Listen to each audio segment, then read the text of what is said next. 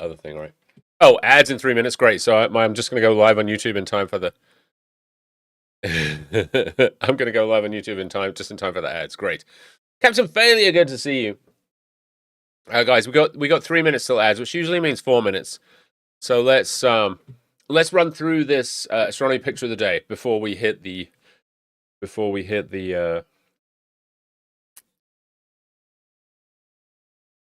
We do run 3 minutes of ads once per hour. The cold. The snowballs from Cold Snap. Cold Snap was fun. I did not play that much Cold Snap, not gonna lie.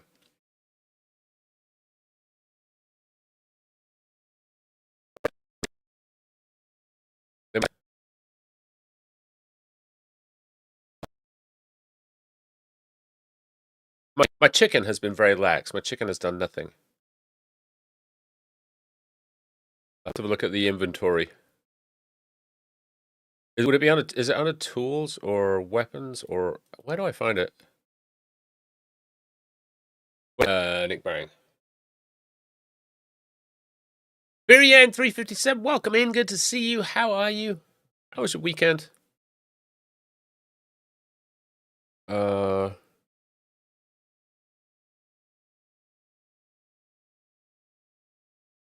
An inbox message to open. Where is my inbox?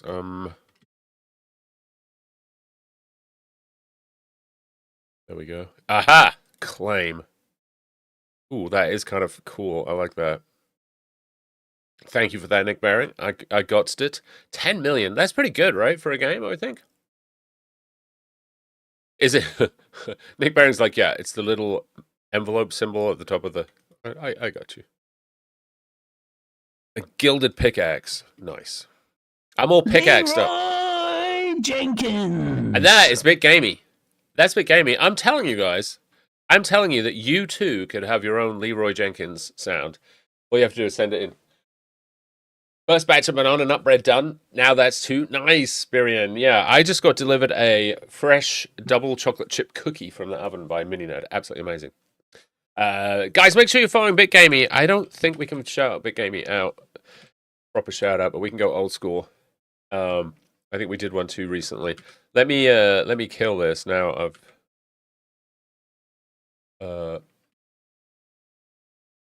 Why is this game so hard to exit?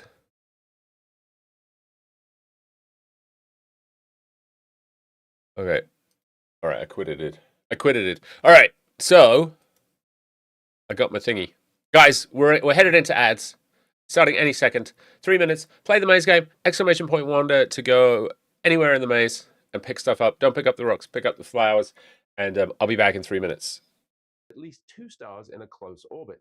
These 2 stars are absolutely massive. One is 74 times the mass of the sun and the other 66 times, making them among the most massive and luminous stars ever seen. You might think this image shows the stars rising above a distant mountaintop, but the brown structures are walls of gas and dust being sculpted by the incredibly powerful radiation and stellar winds coming from the cluster of bright, massive stars. For more information, head over to the ESA website where they have a great description of everything you can see in this image. Finally, we have new images of interstellar comet 3I Atlas from the Gemini South Observatory, an 8.1-meter telescope located in the Chilean Andes. As you can see in this image taken on August the 27th, 3I Atlas is starting to develop a tail as it gets ever closer to the sun and heats up. To me, it looks as though the coma has become more pronounced as well, which is what we expect as the nucleus of the comet is heated by the sun and the ice there starts to sublimate, turning from frozen ice to gas. As that happens, some of the dust and rock trapped in the comet is also released, so it'll be interesting to see what elements we can detect there and whether these elements differ from what we see in comets that originate in our own solar system. If you're wondering what the multicolored streaks are, those are background stars. The telescope is tracking the comet, and that's moving across the sky much faster than the background stars. So if you focus on the comet and take a long exposure, the background stars will appear like streaks. We'll get much more data on 3I Atlas in the coming weeks as it heads towards its closest approach to the sun on October the 29th and its closest approach to Earth on December the 19th, although it will still be 167 miles away from Earth on that date. That's today's video. Please like and subscribe if you enjoyed it. I will catch you in the next one. Check out this incredible image. It's a disk of gas and dust surrounding a young, sun-like star called Wisbit 2 that's just 5 million years old. If that seems pretty old, compare that to our 4.5 billion year old sun. The ring structure you can see indicates the presence of forming planets interacting with the gas and dust in the disk gravitationally and clearing out their orbits. That bright yellow dot you can see, that's the first direct observation of a newborn planet in a multi-ring system, and only the second such planet directly imaged around a younger version of our own sun. The planet, called Wisbit 2b, is around 5 times the mass of Jupiter and orbits around 57 astronomical units from the star. That's 57 times the distance from the Sun to the Earth, and the whole disk system is around 380 astronomical units across. These stunning results were produced by the Wisbit project, hence the name of the star, using the European Southern Observatory's Very Large Telescope and the SPHERE instrument. Wisbit stands for Wide Separation Planets in Time, and it's a survey project to detect and study planets orbiting further than 50 astronomical units from their stars. If you're wondering why you can't see the central star, Wisbit 2, it's because SPHERE is a coronagraph, an instrument designed to block the bright light from the central star, making it easier to spot the much dimmer planets and protoplanetary disk. In a new paper published on August the 26th in the astrophysical journal Letters, you can find this image that shows the various rings the team were able to identify along with some gaps. The data was taken from 4 observing sessions from October of 2023, October of 2024, and March and April of this year. Astronomers have long speculated that planets would create this kind of ring and gap structure as they form in a protoplanetary disk, and now we have our first direct evidence. The team All right, guys. So this is today's astronomy picture of the day. I don't know what we're going to see. It's 3 seconds long. Find out.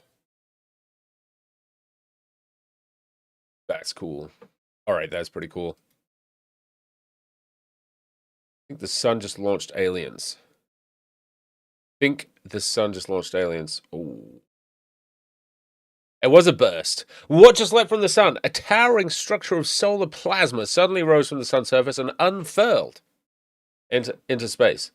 A structure so large that many Earths would easily fit within it, marking the onset of a dramatic coronal mass ejection. The event was captured in striking detail in late 2024 by NASA's Solar Dynamics Observatory, SDO, whose continuous monitoring improves space weather forecasts and helps humanity better understand how solar activity affects satellites, GPS, radio communications, and power grids on Earth. The feature video blends 3 extreme ultraviolet views from SDO's Atmospheric Imaging Assembly, the AIA, revealing how plasma at different temperatures surged upwards as the eruption unfolded. Here, red highlights cooler, denser material lifted from the sun's lower atmosphere, while yellow traces hotter, million-degree coronal loops stretching outward as magnetic fields open. After the main outburst, the sun's magnetic fields quickly reorganize. Here, let's see this in the slower of the motions. We can go to 0.25. Okay, here we go. Ooh, it's so frosty.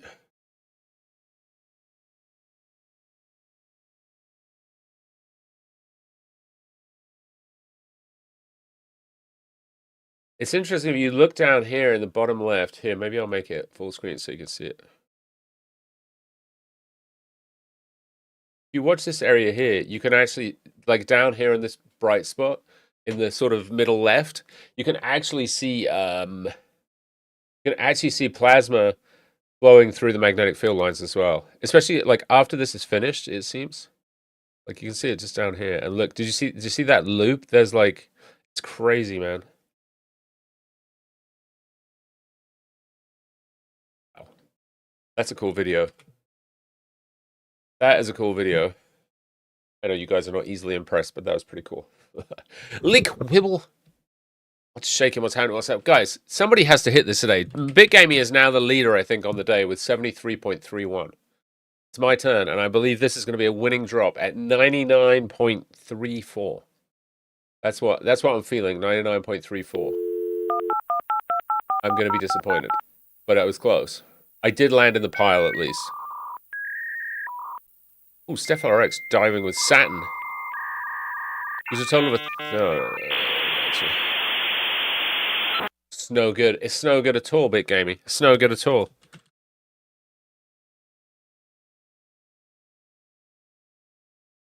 What did the sea say to the sand? We have to stop meeting like this. Oh, that's poor. That's just poor. Yeah, I don't know why the drop top thing isn't working. It's a little disappointing. Guys, make sure you go follow Ninja Gloppy, another amazing astrophotographer and streamer here on the platform. Also plays the League of Rockets. And I recommend you go drop him a follow. Once again, another person whose streaming talents will be massively improved with your follows. I know you don't believe me. You don't have to believe me. Just trust me. It's true. Because the same way you can trust me that the Earth is flat. Potential. Possibly. All right, what's going on with this? Why are we getting such junk out of this thing?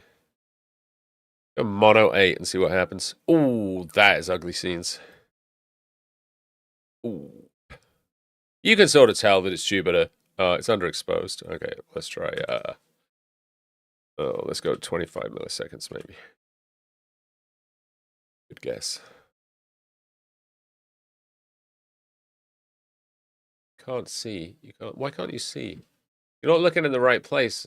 You're not looking in the right place, Ninja Gloppy. You're not looking in the right place. You're supposed to be looking over here. I don't know where you're looking. I'm just kidding. Okay, it's here. What is going on? Stop with the brightness in the middle. It's too brightnessy. There's Jupiter. It's crappy. The seeing is atrocious. It might be B-trocious. It's just bad. Yes, thank you, Ninja Gloppy. That's right. You should be sorry. Kidding. Too brightnessy. Yes, that's better now. And if we do a little bit of this little button down here as well. Oh, come on. The windows in this thing. I kind of like the app, but some of the window stuff. Like, it would be nice just to be able to dock this somewhere and have it stay the right size. Maybe have these camera controls stacked over here. I mean, do I have to click multi-column? Is that what I need to do? Like, now I've just unpinned this. If I dock this, and I go multi-column, can I dock this into... What happens if I dock this as well? I mean, the thing is, if I dock it, I can't now get down to the bottom of the window. Does anybody know? Is there some trick? Like, how do I access the stuff at the bottom of the window? It's docked, but I've lost... Better than last time. You think, though? I don't know. This is why we have the PhD and I don't. I have PhD. Aha! I actually have PhD and PhD too. You know? PhDs. Run a higher resolution. Oh, it's so easy for you to say. Wait, how did we get down to that? How did we get down to that? Where's the planet? There's the planet. I think I let it pick the resolution, which was a mistake. You can't trust player one with your resolution selection. And let's do color as well. This is no good. The whole point of having a color camera is to get color images. You can't click into the pane and use your scroll wheel, Bit Gamer. You're correct. Here, look, I will demonstrate. I'm clicking right now, and I'm scrolling. Click, scroll. Click, scroll. Nothing happens. In addition to that, can I make this bigger? Yes, I can make it bigger. So there we go. The only way to do it is to make this window the right size so that your bottom thingy-me is inside.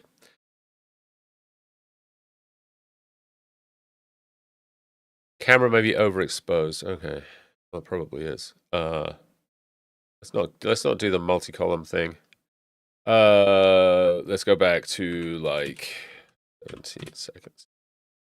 Ugh, underexposed. Well, it was a decent guess, but it wasn't perfect. There we go. Yeah, you know, it's okay. It's okay. I've seen better. And if you want to see better, I'll show you better right now. Are you ready? Let me jump over into the Discord photos, and I will show you what Misadventures in Astro was up to the other night. Where are we? Photos. Yeah. And then I'm going to click on this. Now, Misadventures in Astro, I will say, appears to have some sort of godlike powers that allow him to make Jupiter bounce backwards and forwards. Not sure what that's all about. Maybe he's an Asgardian. But you can see, if I get rid of this window, you can see that his image is quite nice, quite clear. I mean, there's definitely some artifacts. This is just a quick and dirty. But generally speaking, I would say that the resolution, the clarity on this image is way more than what we're getting. We can basically just about see these two bands, and maybe we can see the red spot. You've submitted it for an emote? It's a good emote. Are you calling it Jupiter No?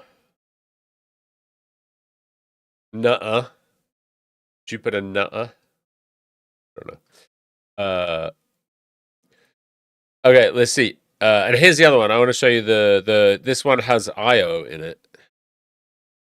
The moon, not the God. There we go. So this one is did you see Io right there? You can see it coming out from behind Jupiter.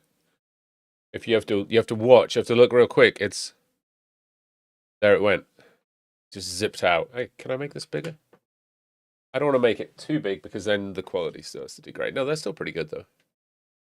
So yeah, that's no moon. It might not be. I mean, maybe that's why they flew closer to Jupiter in their Starship Atlas. Because they were dropping people off on their space station orbiting Jupiter. I mean, who's to say? It's exactly Captain Failure. Thank you. I'm glad you understand. I'm glad people in here understand that it's not a comet, okay? This has been proved time and time again by assertion, okay? Not a comet. You silly scientists with your evidence, proof, just goes to show what you know. Ha! Joke's on you. We're being invaded.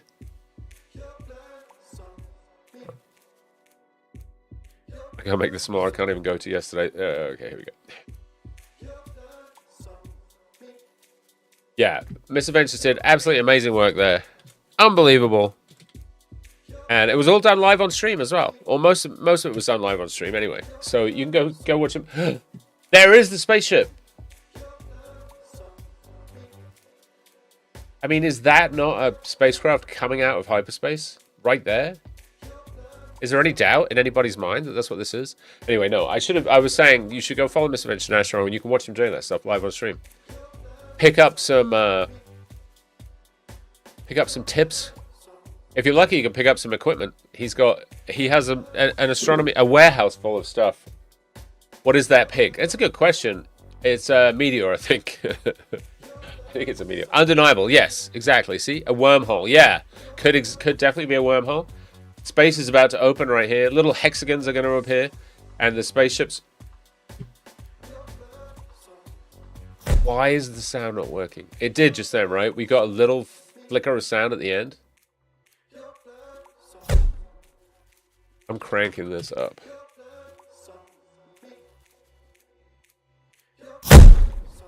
Raiders, welcome in. Good to see you. How you doing? JD does dev. Rating in with a party of 14. What's shaking? What's happening? What's up? Thank you for the raid. Just the ending noises. I wonder why that is. We've got some sound issues with our emotes. It's like blowing our ears off at the end, and there's no sound in the middle. But anyway, that might be too loud. Yeah, that was 20 dB because I thought we were not hearing the first sound. Anyway, Raiders, welcome in. Welcome in. Good to see you. JD does dev, thank you for the raid. How was your stream? What were you talking about? What were you working on? Let us know. If there's anything you want to share. I think it's supposed to do an auto shout out, Big Gamey, when we get a raid, but I'll be interested to see if it tries to do two. Not a whole lot. It was a good stream. Made a lot of progress on my web hosting platform. Ooh, cool. Very nice. If there's any socials you want to share, JD does dev, feel free. Raiders, if you don't know me, I'm Nerdwino. I am an astronomer with a PhD in astronomy from the University of Illinois.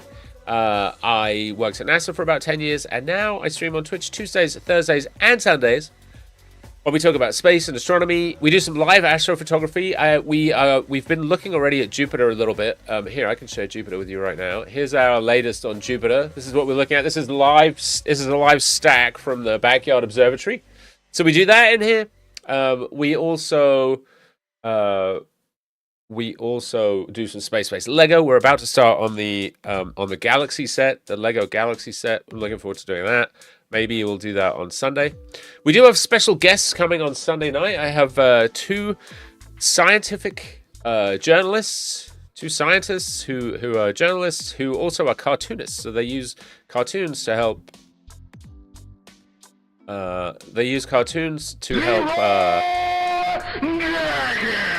convey their messages about science and to convey information, which is going to be super cool. I'll be talking to them on Sunday night at 6:30. So tune in for that. It should be awesome. Creo Drop is the thing I'm sharing everywhere right now. Nice. This is your web hosting platform, JD. Very cool. Guys, make sure you go check it out.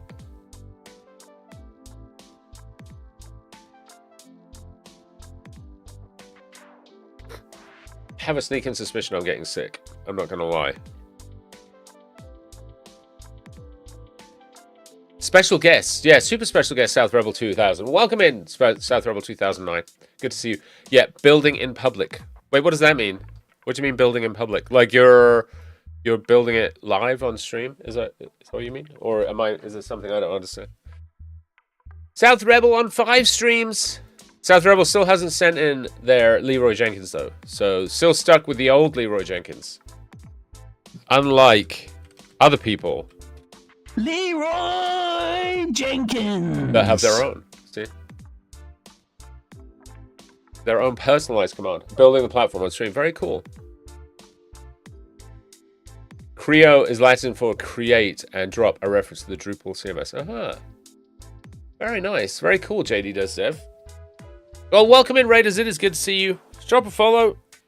Also, please go check out my YouTube channel. And if you want to find me on socials, you can do that there. YouTube, I try and post 1 long video a week currently and 2 shorts. This week has been a bit short because today just disappeared. I had to take Mini Nerd to the doctors, which was kind of a trip. And then a bunch of lurking. Yay, JD. Go take care of yourself. Absolutely, I understand 100%, buddy. Thank you so much again for the raid and bringing the community over.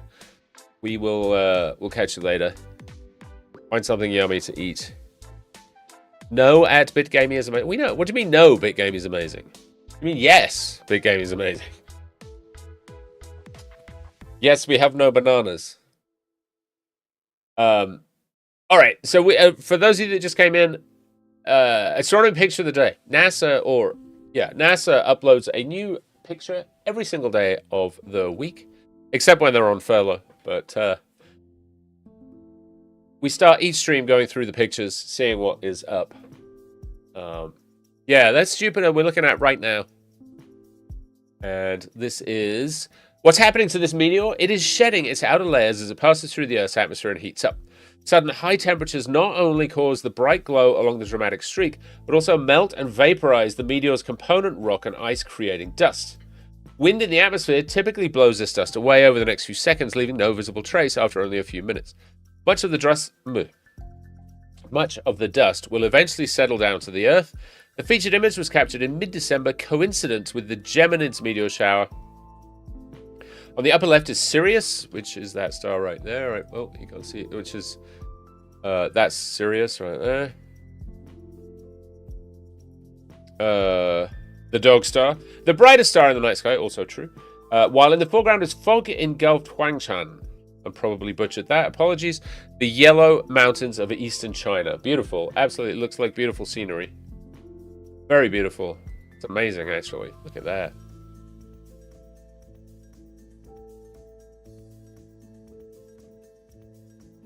Oh, excuse me, guys. Crap. Sorry. Also, guys, if you just came in, you want to join us in between streams, we do have a Discord, and there's a lot of cool stuff that happens on the Discord. We were just looking at some pictures that people had posted of Jupiter, that Miss Adventures posted of Jupiter. I also want to bring this to your attention, by the way. This is also very important news that Miss Adventures shared with us. If you would like to own a piece not of Skylab, but of a full-scale training module for Skylab, which you could turn into your very own tiny home, presumably, or something.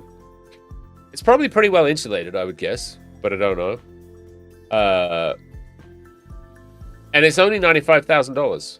So you could buy this. You could get yourself a little piece of a little piece of history and stick it next to the beach, and you could live in it. It'd be a little surf hut on the beach. One piece of the wall. I mean, no, you'd put an end on it, right? Like you'd construct. Maybe you could 3D print yourself an end cap. I mean, it'd be like a hobbit hole, basically. It'll be like a hobbit hole. I don't want to. It is a bargain, bit gamey. You're right. Well, here's the thing: a new throne. It could be a new throne item, but I don't want to distract people from the plane wave.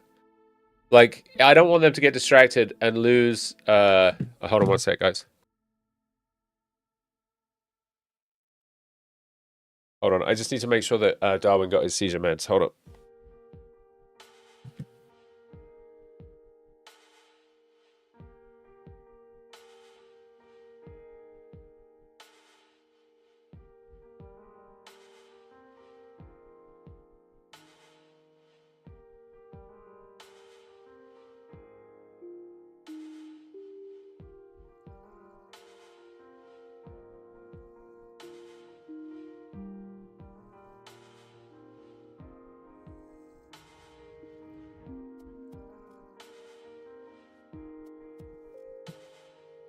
Okay, yeah, Minnie took care of it, so we're all good.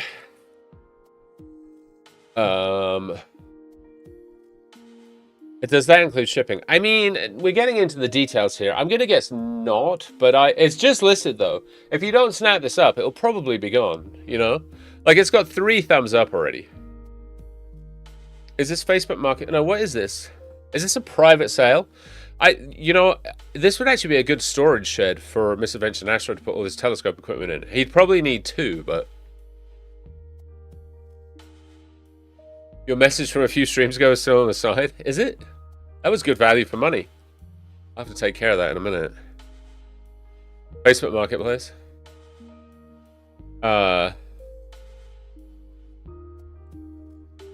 Okay, yeah. Darwin needs to get his anti-seizure meds at 7. So, Dr. Ned is pretty strict about that. She just texted me to make sure we had done it. How do we know it isn't a scam? It's a pretty big scam if it's a scam. I mean, physically very large.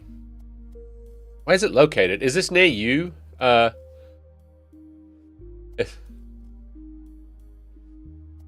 see. Skylab replica for sale. Is this like internet news? Has this made the internet news? This is from 1982. This is from 1982. That's not oh, see, this is apparently no. Apparently this is not.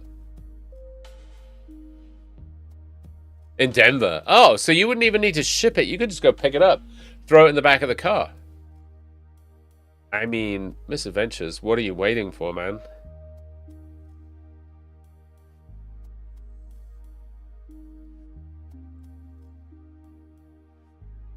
Okay, anyway, we're getting distracted. So yeah, this is meteor dust. It's pretty cool.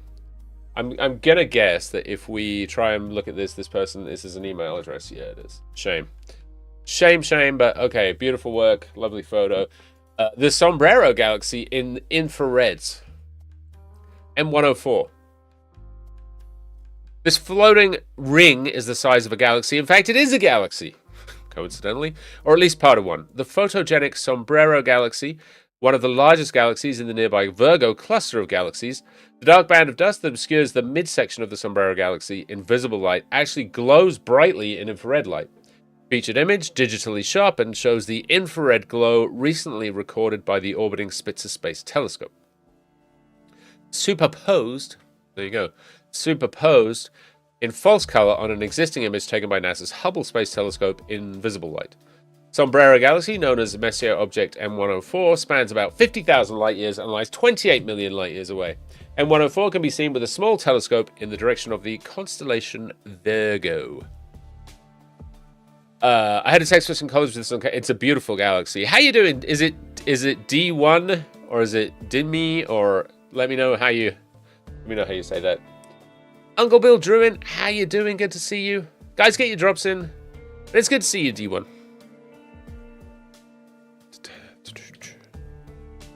There we go. Drop 95.93 for Uncle Bill Druin. So close to glory. So close to glory. I'm going to slide down the wall, rats. D1. D1, nice. I got you. I know some people would like to use the 1 like an I or an L. Or... Good to see you, though. Welcome in.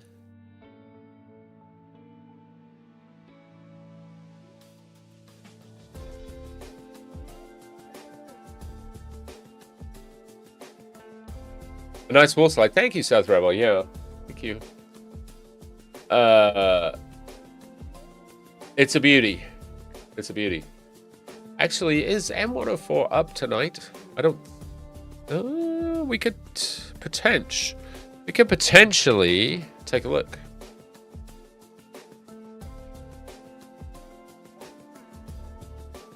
How you doing, Uncle Bill? Good to see you.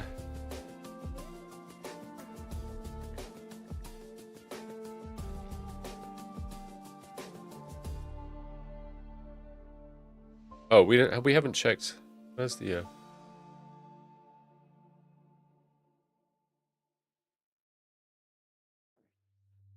All right, let's see.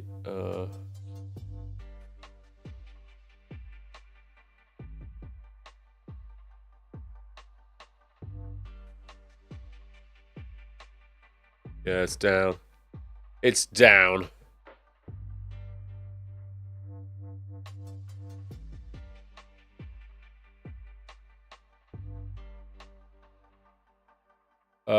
Rise time is, according to this, in the middle of the night tonight. That's a shame. Later in the year. Later in the year will be good, I think. We'll go after it. We'll go after it later. All right, let's go back. We've got a couple to oh, look, and there it is. There is Jupiter with the great red spot. I give it. Let's for comparison. This is an astronomy picture of the day. For comparison, let's put up Miss Adventures. Do you have a still from your Jupiter observations? But here's Miss Adventures' actual video of the same planet. Let's see. I think this holds up very nicely, given that this is a video. I think that holds up very nicely versus. Oh, I already had it open. Moron. I mean, you know. Do not have a process still. Can't sit still. Jupiter's got the ADHD. I mean, you know. Mazart Rules, welcome in. How you doing? Good to see you. I enjoyed your painting that you posted the other day and the stuff from the trip to the observatory. Very cool. Very cool.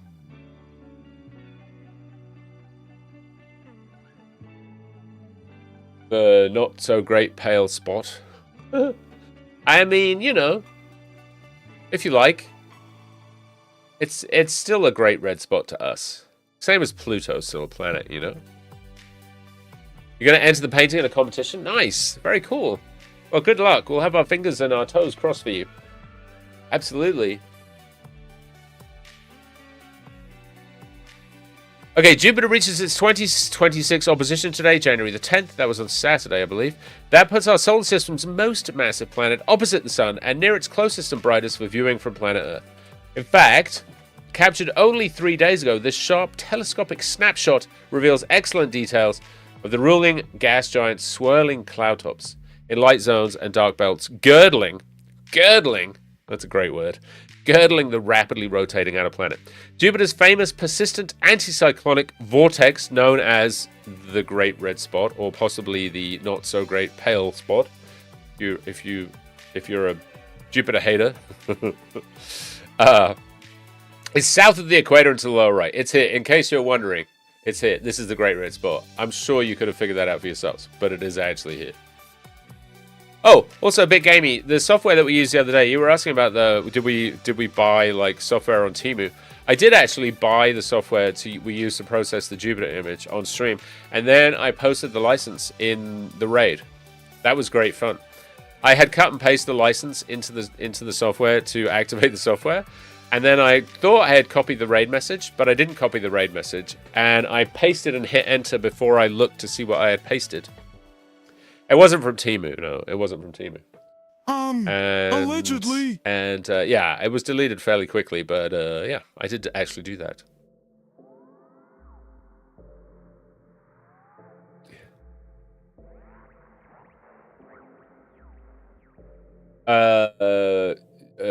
What were we saying? Oh, yeah, Jupiter's fame... Oh, no, I already read that. But 2 smaller red spots are also visible.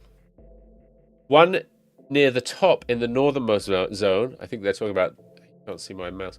This one up here, I think. Or possibly this one here. That's not a red spot, but it's another spot. I'm not sure which one they're talking about. And one close to Jupiter's south pole. I guess it's this one and this one. Those seem like they're in suspiciously similar positions. And whilst Jupiter's great red spot is known to be shrinking, it's still about the size of the Earth. So there you go, Uncle Bill. Take that, the size of the Earth. Still reasonably great-ish. Let's see. Is this going to lead us anywhere? Oh, yeah. Why does that look better than the one that's on... What's going on here?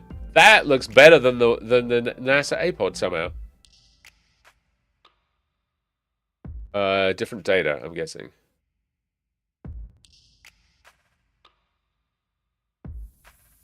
Oh, that is definitely high resolution. Bit gamey with the 66. The Earth is shrinking at the same rate. Well, it's, you know, it's like pizza. It shrinks as people eat slices. No worries, Entropic. Enjoy your lurk. Alright, let's see if we can finish up on these pods.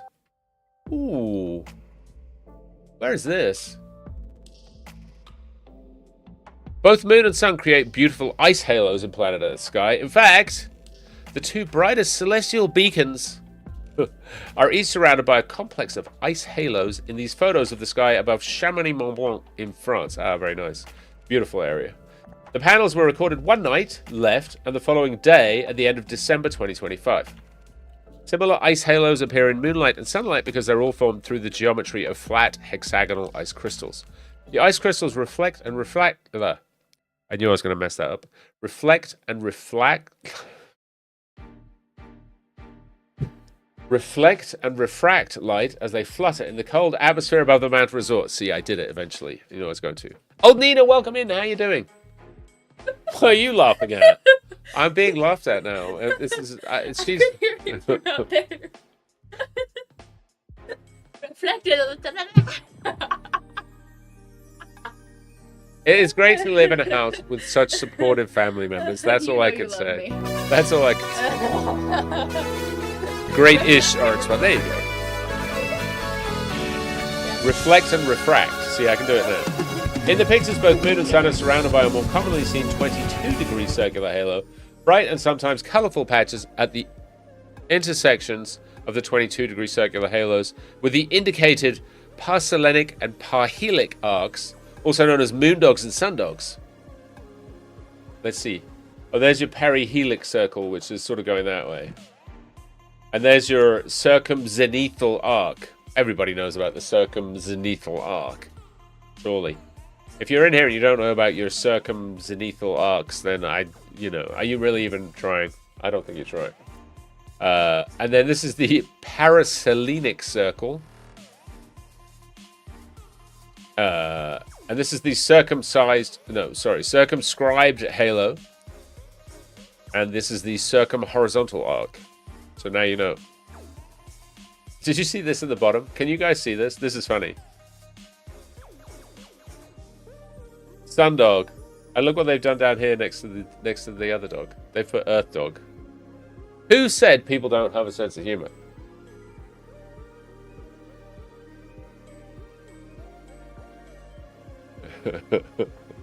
Golden Muddy Cobbler Nerf Blue Blaster. Oh my gosh, that's about right for what we just experienced there. Guys, also make sure you're following the lovely and amazing Volcano Doc. And Tiny Toxic Tofu. We just did a collab with Tiny Toxic Tofu. Well, actually, we just did a collab with Volcano Doc as well. We did a collab with Volcano Doc, paleontologizing science streams, Finite Singularity. In December, it was our the second annual science roundtable, and we just talked about the state of things, and we did Secret Santa and all that stuff. Oh, by the way, did anybody see what Finite got for Danny for paleontologizing? Because I know that the other way around. It was what Danny got for Finite. I never did catch the opening of the gift live on stream. So if anybody knows, otherwise I'll have to remember to ask.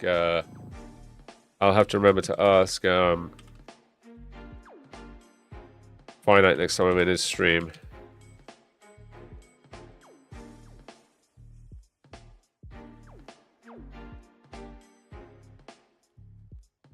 Okay, there we go. Let's line up some of that now.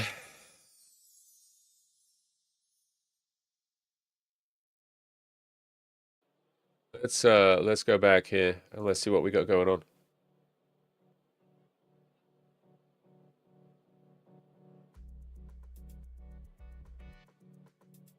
Ooh, Hidden Galaxy. Did we look at this one last time? Yeah, we did. I think we did. The 8th. I feel like this was the last stream. This is where we were. This was Thursday, right? Yeah, Thursday. Guys, get your drops in. If you drop with the right emote, that's the trick.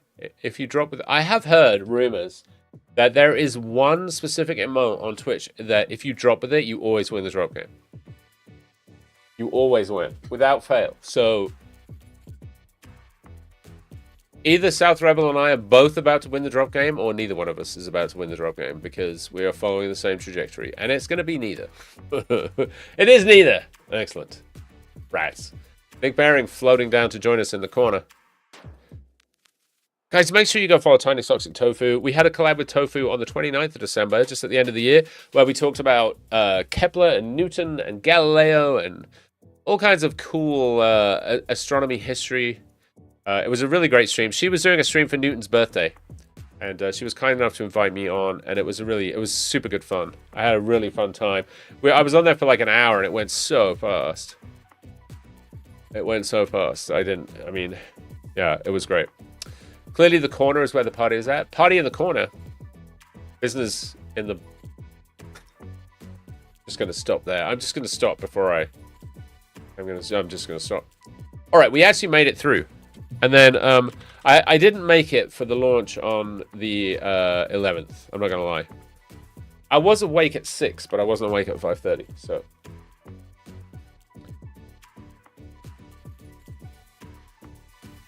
the next launch from Vandenberg is on the 16th, which is what, Friday? Friday.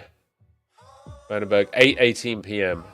Oh, it's an NRO launch. Some of those NROL launches go off at weird angles as well. So, but anyway, this is your launch schedule. The 14th, which is tomorrow, Falcon 9 from Florida at 10:01 a.m.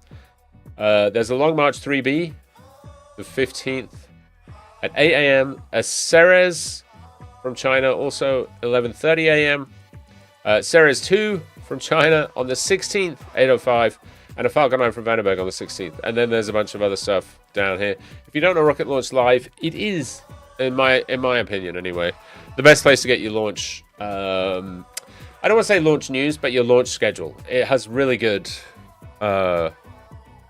It has very good information about launches, and it's pretty up to date. Even within a few minutes of things being cancelled, they're usually updated on here. Does anyone know? Oh, here, I was just about... Starship Q1, okay. Has anyone heard... Sorry, guys. Holy cow. I've been sleeping really well as well. Has anyone heard on Starship? It's April now. April is in Q1. Is April in Q1? That sounds... it's been a while since I worked in the business world, but that sounds Q2-ish. That seems like Q2. Maybe I'm missing... Maybe I don't understand. But, it's Elon Q1. I got you. Well, that does make sense, then.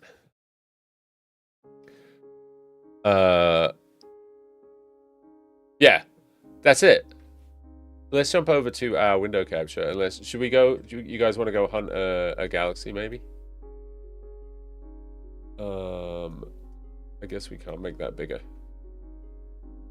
So let's go, like... well, let's check out... since we talked about it, let me bring up my hand controller on the computer here.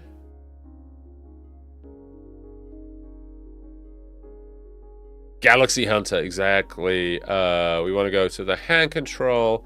We're going to pick Messier Objects, and it is the last one, 110. And we're going to slew 2. We're going to go to. Okay, it's slewing.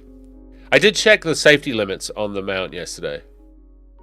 And it will, in fact, not smash into the mount, so that's handy.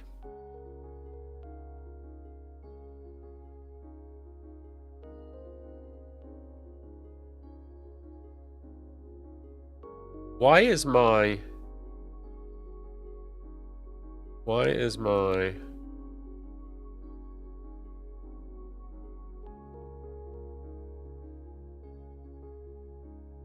there we go.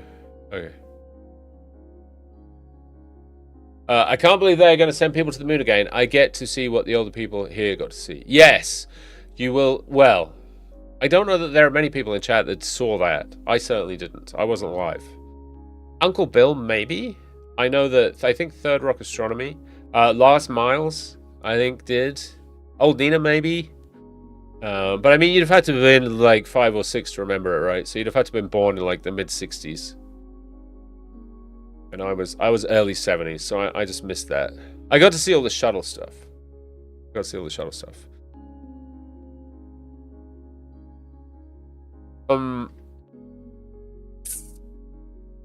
What were we going to do? Oh, we're going to do astronomy, right. So we should have sleuded? I think that's I believe that's the correct expression. We should have sleuded over... Let's get rid of sharp cap for a minute. In fact, let's do more than that. Let's stop this nonsense in sharp cap. And then we're in still mode. So that should stop all that. Let's have a quick peek. Oh, that's not going to work. It's bright, but it's not that bright. Okay, there we go. That should be enough stars to get us a... You were 6 for Apollo 11. Ken PDX, nice. Do you remember it? Clear, like... I feel like 6... Yeah, at 6 you remember stuff, you know. Can you remember what you would... Like, were you crowded around the TV, Ken PDX, to watch it, or... Was it a big deal? Did you know it was happening? Maybe you weren't in a family that was really that interested in that stuff.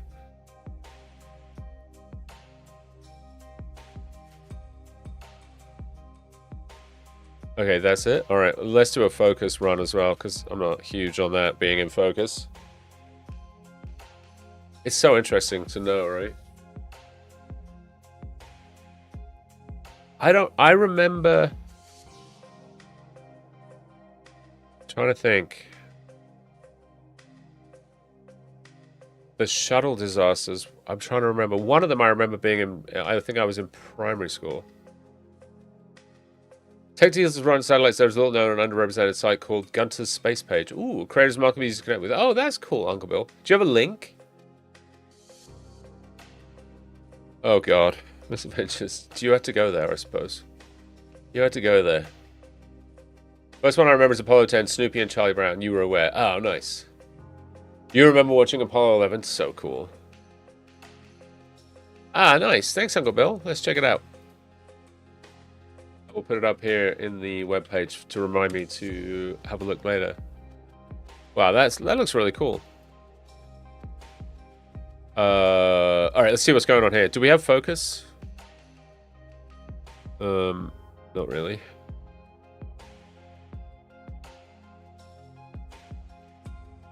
We also do have crappy seeing. That might be kind of what it is. I mean, the focus is clearly down here somewhere. Like, it seems to have picked the right focus. Challenger was when I was in 4th grade. We were watching it in school when it happened. Yes, I think I remember that. Let me see. Was it middle school, maybe? I'd have to think. Or even high school. I'd have been, like, 14. I was probably in high school.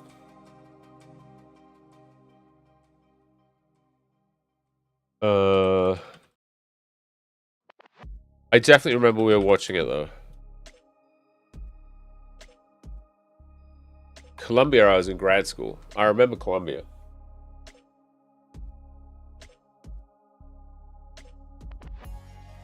I was thinking we should get an OBS filter that recreates the... Oh my god, we should. We should actually have a... We should actually see if...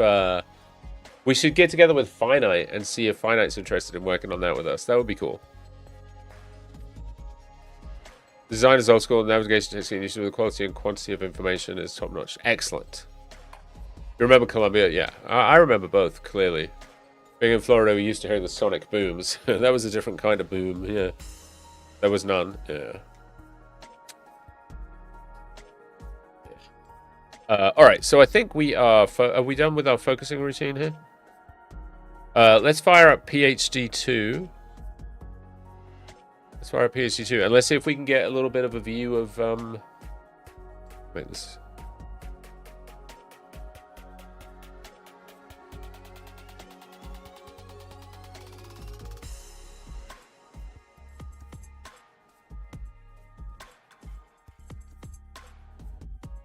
It's probably going to do its calibration again. I need to save the calibration next time.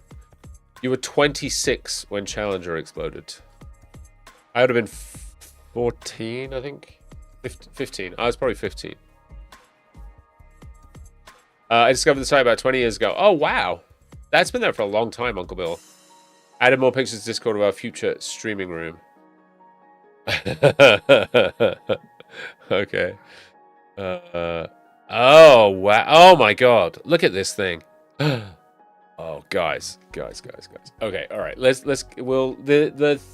The PhD is doing its own thing. Let's take a quick break while it does. This is Good to Space page, which is what Uncle Bill was talking about. Very cool looking page. Lots of interesting info. And then here is some more posts. These are some more posts on the on our new streaming lab. Here's a view from the inside. Obviously, we'd be able to sit. Well, anyway. So that's the end view, and then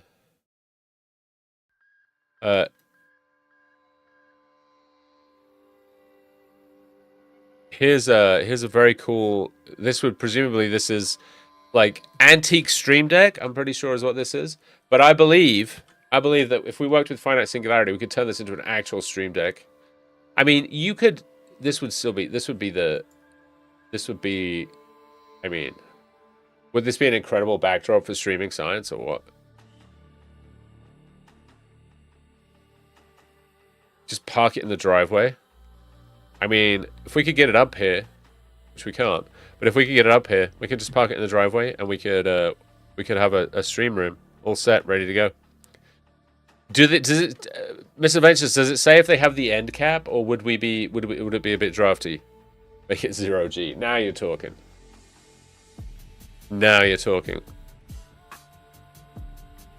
We'll just turn gravity off inside. I'm sure there's a switch. There's probably a switch where you can just turn it off. Drafty. Okay. All right. Well, that's a slight downer, but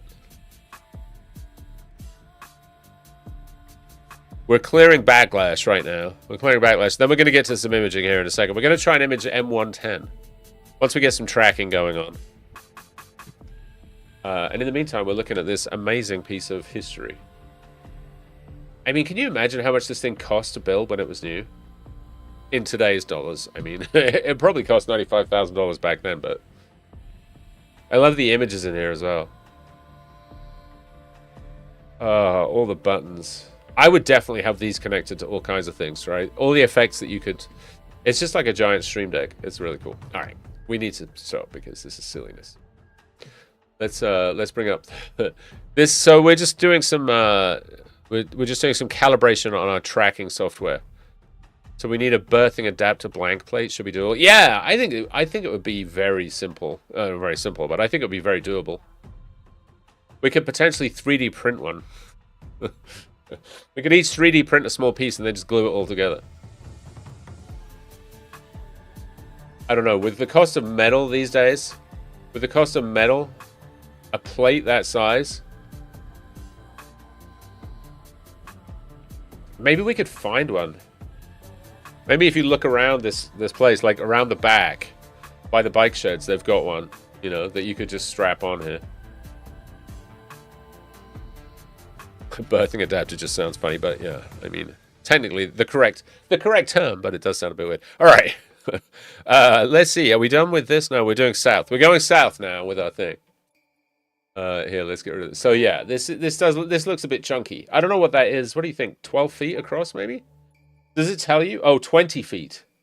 Or is that 20 feet long by 13 feet wide? Oh, that was a good guess. Oh, 15 feet tall. Wait, isn't it circular? How can it be? Is it not circular? Now I look at it, maybe it's not. Maybe it is elliptical. It does look a little bit taller than it is wide. That seems insane, though. Doesn't that just make everything more complicated? Oh, well. With a standard landside door. Yeah, I mean, we could just fill this in. We could actually just use, like, siding on the outside and just have a round door down here. We could make a smaller round door, like a hobbit hole. It'll basically be like bag end, except it'll be, I don't know what we would call it. Space end? Skylab end? Extra height is the support structure. It just looks as though it's elliptical, though, which you wouldn't think it would need. I don't know. You wouldn't think it would need extra support since it's going to space. I mean, you only have to get it off the pad, right? And then you're good. I mean, I know this one wasn't going to space. This is a mock-up, but I would have thought the mock-up was the same as the one that they're in space. It was flown from Martin Marietta in Denver to Johnson Space Center.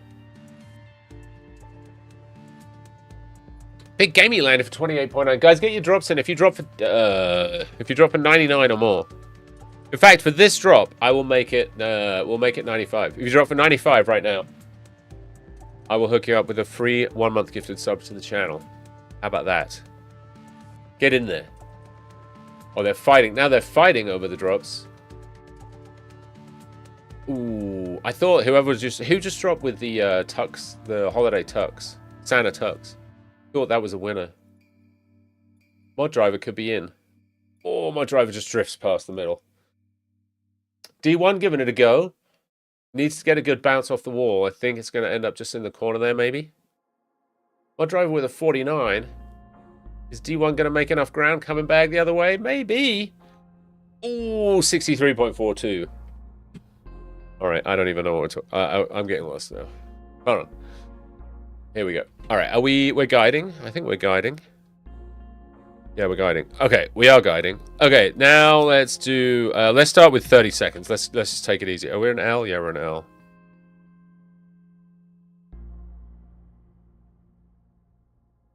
We'll do a 30-second exposure and see what we can see. We should see M110. Thinking the tubular orange support structure is part of the package. Oh yeah, I would think so. You're going to need that to transport it, right? I mean, I suppose you could roll it home. You know, like you see in the old movies where they had like the hoops with the stick and you used to roll it through the street and that was entertainment. I always say for this drop, well, I would have included it if you had got more than 95-bit gaming. I would have included your drop in the thing. You weren't excluded. You weren't excluded.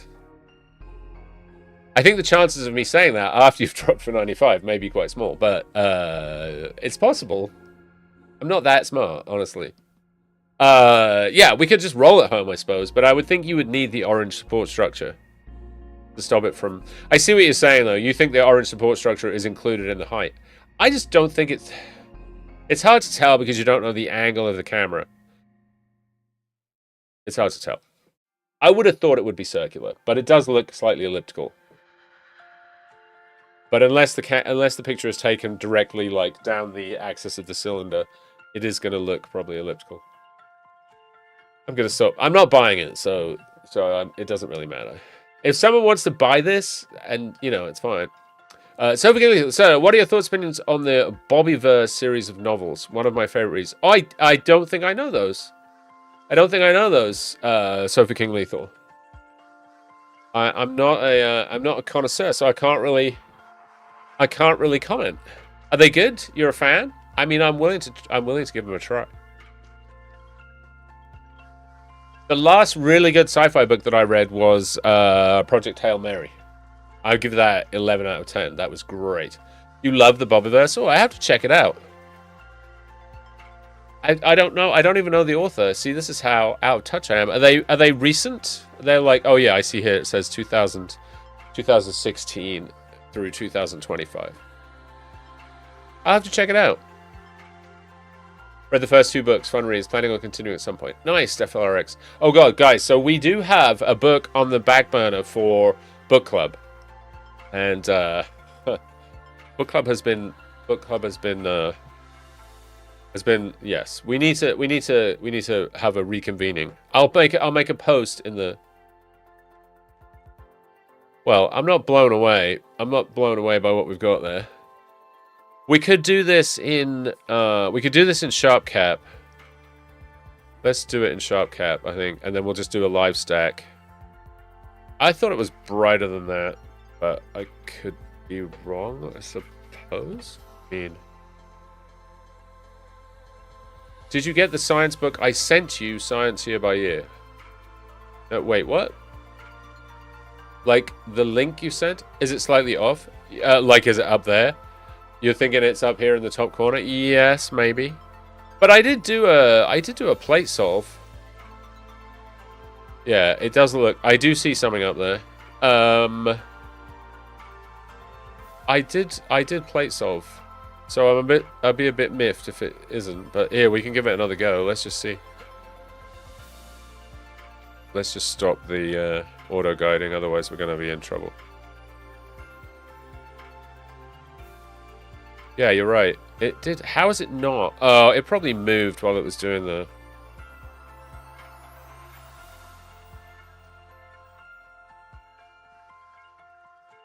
I would have thought we just see it. Like I would think a 3 or 4 second.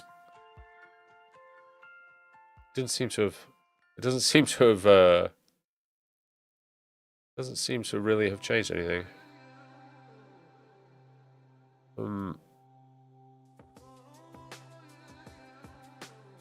I get. I mean, yeah, I don't know. Okay, we're just gonna. We'll just do another 30-second exposure. The gain might be a touch low, but it should be fine. Then you can see what the tolerance is. For play solving, tolerance is 1 arc second, or is it 1 arc minute? Probably an arc minute, I would guess. I think it's an arc minute, but here, let me take a quick look. For the plate solving, it's 1 arc minute, which should be fine. Very similar to Project Hail Mary, but do more to do with the number of AI units and galactic expansions. One of the first places I saw mention of Dice. Oh, cool! That sounds really cool. History of Science link. Yeah, I did see the link, South Rebel. Thank you for the link. Those 1 or 2 books are true. Those first 2 books are true to speed of light limitations, which was refreshing. For the universe invented an Ansible, and the latest one introduced wormhole travel. Ah. Oh, ads? Really? Holy crap, we got ads. Okay, guys, well, we will pause for the ads. We have a minute. It's just 3 minutes of ads once an hour, and then we're going to be ad-free. And then we're going to come back and carry on looking for M110, which I'm a little bit mystified. I sort of agree with Misadventures. I think it's that up there, but... Here, I tell you what we'll do. We're going to do 300... We're going to do a 180-second exposure during the ads, and we'll see what we've got when we come back. All right. So, yeah, guys, enjoy the ads. We'll be back in 3 minutes. We'll be ad-free and pre-roll free for a whole hour. So I will look forward to seeing you back here. Because it can penetrate the upper canopy layer of forests and actually measure the woody tree trunks and branches all the way down to the ground. For example, here's a biomass satellite image of a Bolivian rainforest. The green in the image is rainforest, the reds are floodplains, and the blue-purple is grassland, and the snaking black thing running through the image is the Beni River. Bolivia has suffered significant deforestation to make way for agricultural use. In addition to penetrating the forest canopy all the way to the ground, the other huge advantage the biomass mission brings is its ability to combine images from different satellite passes to gather information on forest height. By combining data from these passes, scientists can get a very accurate estimate of forest biomass from orbit. Here's another biomass image of northern Brazil showing wetlands below the dense forest canopy in pink and red. As you can see in this third image over Indonesia, biomass's ability to penetrate all the way to the ground means it's also useful for generating topographic maps of the forest area. It's going to be super interesting to see the data we get from biomass when it gets into its stride and starts science operations. That's today's video. Have an awesome weekend. I will see you back here on Another new exoplanet today, but this one is a first. It's the first exoplanet directly detected with JWST and a coronagraph on the MIRI instrument. Because of the bright starlight and because planets are dim and very close to their stars, at least from the perspective of observers on Earth, direct detection of exoplanets has so far proved very difficult. Enter the coronagraph, a device that blocks the light from a central star so astronomers can investigate the area around the star without the bright starlight overpowering everything else in the image. It effectively creates an eclipse of the star for the instrument. Our current theory of star and planet formation is that stars form from a rotating, collapsing cloud of gas and dust, and planets then form from a disk of material that surrounds the new star. The exact timing of this is not clear. We had always assumed the star formed first and then the planets later, but several new observations suggest that the star and planets actually form at almost the same time. In either case, it's much easier to try and find planets in disks of material that we are looking down on from the pole than systems we see edge on. Think about looking down on our solar system from above. It would be much easier to see the planets this way than if you were looking at the solar system edge on to the disk. The team that discovered the new planet used all this information to their advantage, focusing their search on young stars with planetary disks that were known to be oriented face on to us based on previous observations with other observatories like the Hubble Space Telescope. As you can see in this image of the star TWA7, there are 3 faint rings or gaps visible in the disk around the star, and astronomers assume that gaps like this indicate the presence of a planet. The difference here is that in the inner R1 ring, JWST has actually detected a source, and after a lot of checking and double checking, the scientists have concluded the source is a planet roughly 30% the mass of Jupiter, orbiting about 52 astronomical units from the star. Relatively speaking, this is a very small planet to detect directly, and the researchers believe they can use this system to find planets with just 10% the mass of Jupiter in the future. Other, even more advanced coronagraphs are in development, and it'll be interesting to see how many more small exoplanets we'll be able to directly detect with those. The paper is published in the journal Nature Astronomy, and it is open access. I'll put a link in the description. That's today's video. I'll see you in the next one. Mind-blowing new images today from the LSST camera on the Vera C. Rubin Observatory in Chile. This amazing new camera, the largest astronomical camera ever built at 3.2 gigapixels, is still in the commissioning and testing phases, but the team held a press conference today where they showed off some incredible views of the universe. Here are the Trifid and Lagoon nebulas in a 24 gigabyte image from 678 exposures from the camera. It's important to note that the 678 exposures are stacked. All right, guys, welcome back. I just moved us over a little bit onto what I think is probably the guiding turned off in the middle of that exposure, so we got some drift. But we're gonna have another look at this and see. I would think we wouldn't need too much of an exposure to be able to see this. This little galaxy. We'll see though. If not, we're just gonna slew to the heart of M31, and we're gonna get Andromeda. But we'll only get the central core, but we should get it pretty easily. Let's see. 30 seconds. So we're on M110 here. I'll show you what M110 looks like.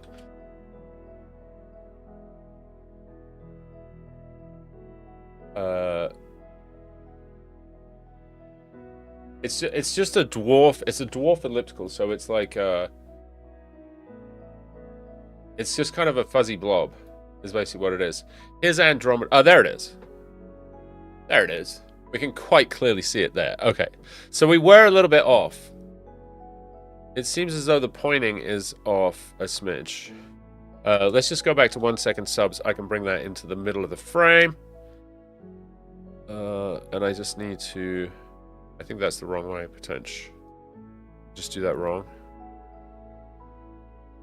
Yeah, I did just do that wrong. It's down is down, I think. Yeah. Okay. You can actually see it's so bright. You can actually see it here, even in this exposure. Maybe you guys can't see it on your screen, but I for sure can on mine. Okay, that should be good. We're gonna stop this. We're gonna do that. We're gonna pick up. There we go. We're gonna pick some new stars. We're gonna start guiding. Okay, that should be good for guiding. Let's just do another 30-second exposure to check. But it's pretty cool though. I mean, we're seeing real. Oh, it's fine. We're seeing the galaxy, which is pretty sweet.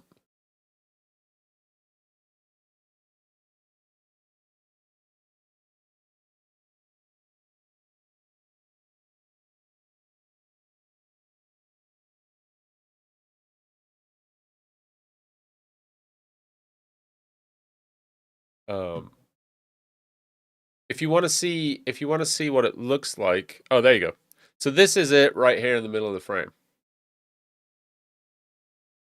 This is, I believe, this is M110. And if you want to see, if you want to see what we're looking at here, I'll show you. I brought up a picture. So this is Andromeda right here in the middle. This is the Andromeda galaxy right here. This is M32, I think. This is M32. So this is another galaxy. And then this is the one that we're imaging right now is this one down here, M110.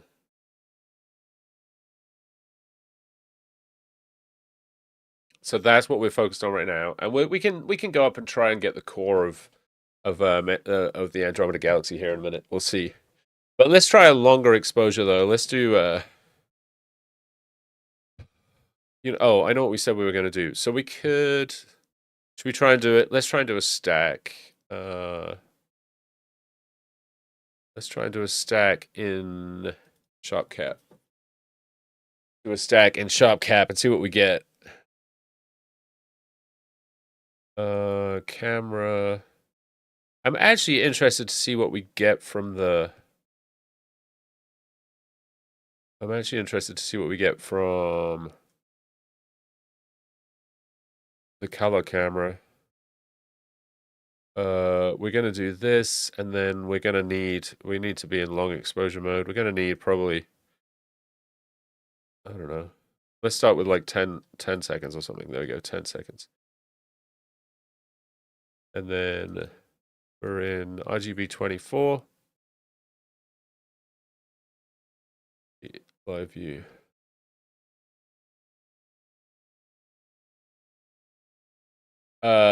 Another orphan black ordeal. That's the trouble with books, though, right? Once you get into books, you kind of have in your mind what you think the characters look like, what they sound like, all those things. And then when you see someone else's interpretation, I think often it can be disappointing or annoying, or like, you're just like, what are you thinking? This is not how the books were supposed to be.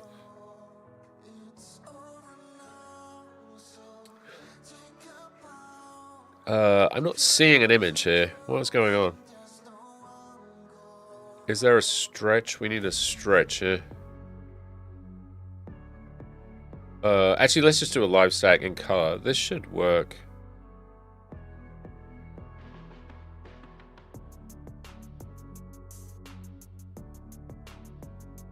Ooh, that is... What is going on?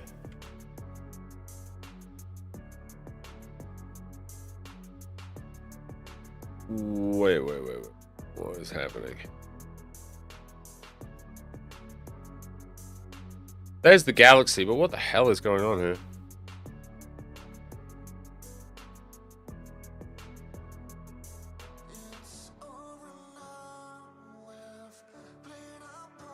I don't know what's going on with this image.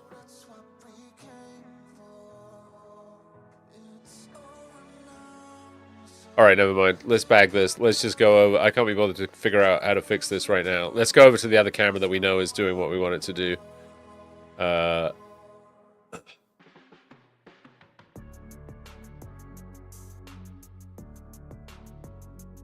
Okay, I don't care about that. Stop! Okay, let's do... What do you think? What should we stack? 10-second exposures? Oh, how is that?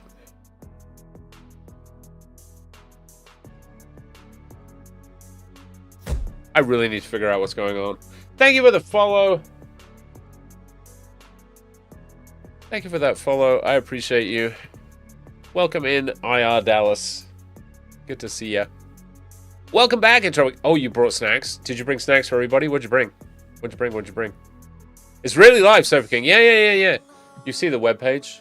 You're not missing anything. You're not missing anything because I haven't done anything yet. Yeah, this is good. Yeah, that's really live. No, this is going to be live in a GIF, though. We're going to start stacking images here. And we should start seeing stuff pretty quickly. We need to zoom. Bit height should work. We also need to do... There we go. So what this is going to do is it's going to stack images. And I'm not sure how good it's going to be. We'll see. So we're doing 8-second exposures, and it's going to stack them in the middle. And we should gradually build up a picture of the... There we go. We should gradually build up a picture of the galaxy, and then we'll switch over and we'll do some M31. You see the web? You don't see the web page now, right?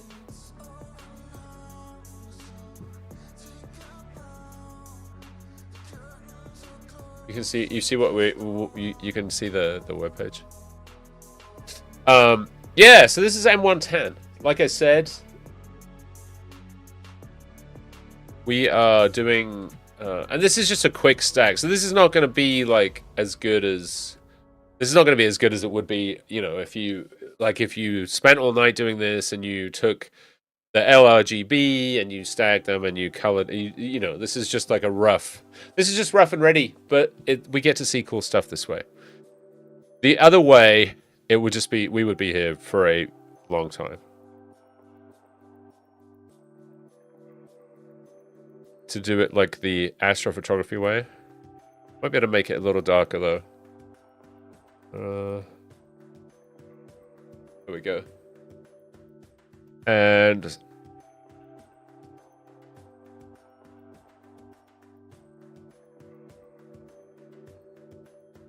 yeah, so just a reminder, just to go back real quick, we're imaging this galaxy down here in the bottom right corner of this image. That is what we're on right now. Is that the right gain for the 1600? I think the gain, I think we were messing with that the other day. I think it's supposed to be 140. I think 140 is the right gain.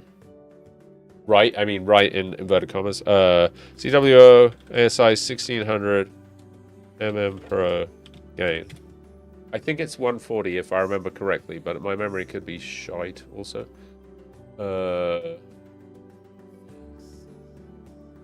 Unity gain is 139. So yeah, my memory's, you know, for an old geezer, you know, that's pretty impressive. 139.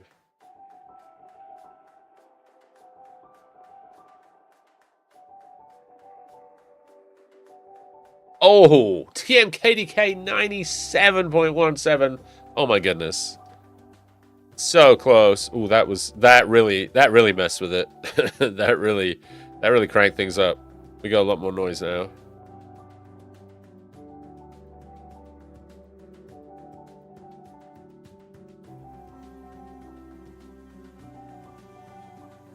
I don't know if this is... do you think we should go... Should we just move over to M31? Instead of trying to do M110? Yeah, you got some really good footage of Jupiter. Hi!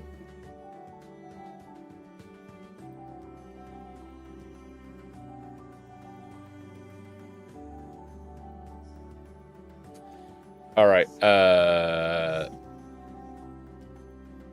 yeah, let's just go M31. This is kind of... M110 is... And we can say we saw it, you know?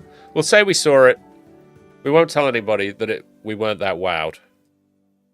Let's slew over to M31, though. Hopefully the pointing for this is better than what we just did. Messier. And then... I do need to check my polar alignment because some bolts came undone the other day, and the scope actually slipped. It's a good job I was... Yeah, it could have been bad. But, alright, there you go. And I need to turn off... We need to turn off PhD, because PhD doesn't like it when you slew. It was Dr. Pamela Gay, Cosmic Quest. Yeah, that recommended the the Bobbyverse to me when I specifically requested no FTL, so there were only 2 books back then. Nice! Yeah, it seems as though they've been pretty consistent. Right? I told her... Why I'm muting chat. I told her it was like the best cookie I'd had in forever. If it was still warm out of the oven, it'd been even better because the chocolate chips inside were gooey still, and it was, oh my god.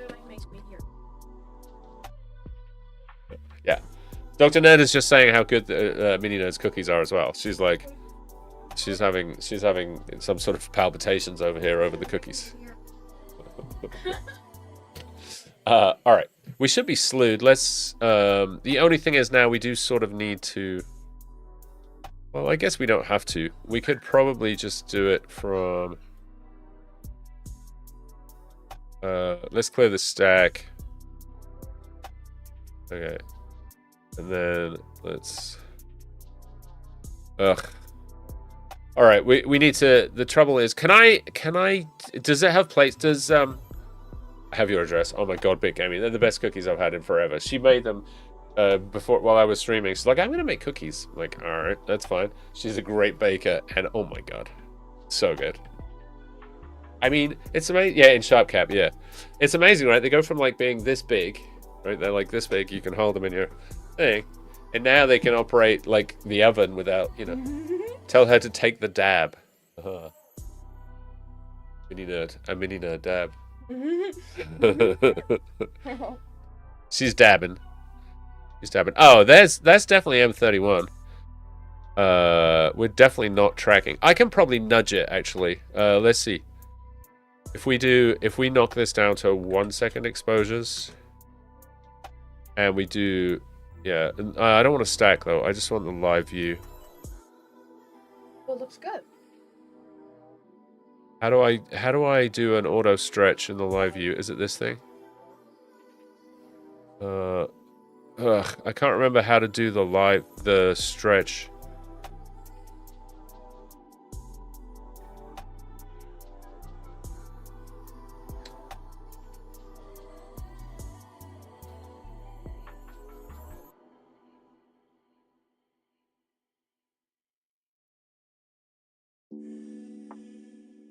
Display histogram. Oh, and then I can manually do it. I got you. Oh, or can I not manually do it? See, it's not just a histogram. I want it to actually... I wanted to avoid going back into Nina, but I might have to. Framing shot. That's what I need, is a framing shot. But I need a framing shot with, like, some kind of auto stretch. It doesn't seem like it should be that hard just to get it to auto stretch so that I can see what I'm doing, you know? Somebody? Anybody? Little button on the right of it, the little magnifying glass.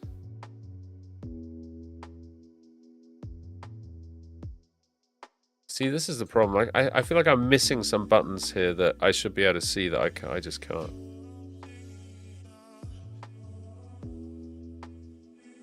And sharp cap, yeah. I know how to do it in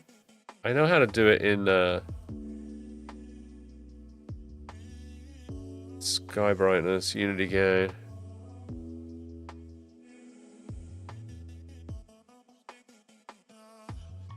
You can see the web browser, yeah. Actually,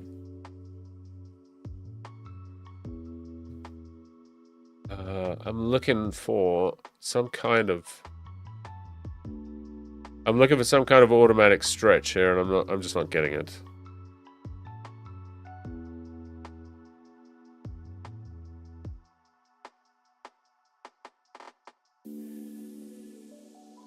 Yeah. It's good. There has to be one, right? What is going on? Why is it this hard? I just want a quick stretch. I've used it under the camera controls. What, just crank the brightness way up? Or what the hell? I keep scrolling.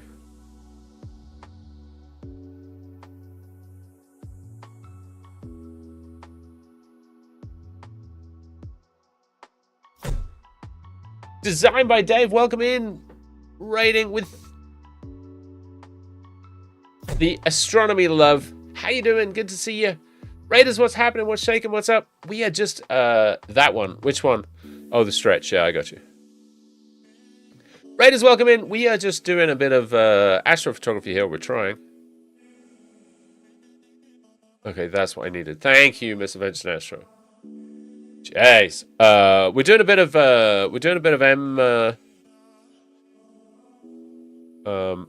M31 just because we can. How was your stream? Designed by Dave.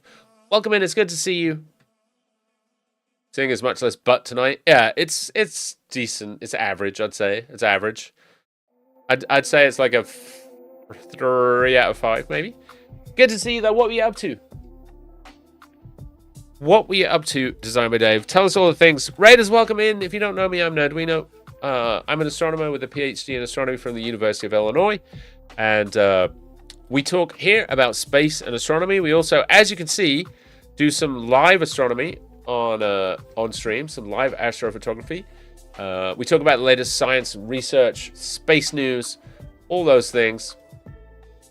You can see our setup there is our refractor that you can see on this side of the thing right now. On the other side is a Celestron Edge HD8. We also do some space-based Lego. We'll be building the Galaxy, the wall hanger Galaxy thing. Yeah, if all that sounds cool, drop us a follow. We also have interviews with other interesting science communicators. On Sunday night at 6:30, I'm going to have 2 scientists on the stream who are also journalists and cartoonists. They do science communication through cartoons and, you know, another way of communicating ideas and information. So that's going to be super interesting. So stop by for that as well. 305 sounds about right, yeah. Astrophotography, did you get any good shots of anything? Designed by Dave. All right, and that's the observatory. So thank you for that, Redeem Big Gamey.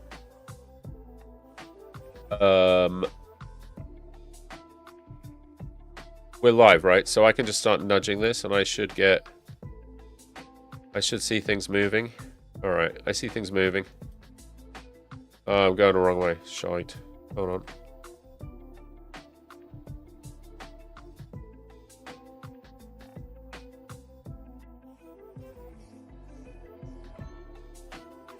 All right, let's see. That should be pretty good. I'm not sure what the orientation is of Andromeda in this particular thing. It looks straight up and down to me, but I might be wrong about that. It might be diagonally across this way. Let's jump over and get ourselves some guiding. Let's select some stars for guiding, and let's kick into guiding mode. Just collecting another night of photons on the California Nebula. Nice. Very nice. All right, I think we're in good shape. Let's see about live stacking. What do you think? Let's go. Whoa.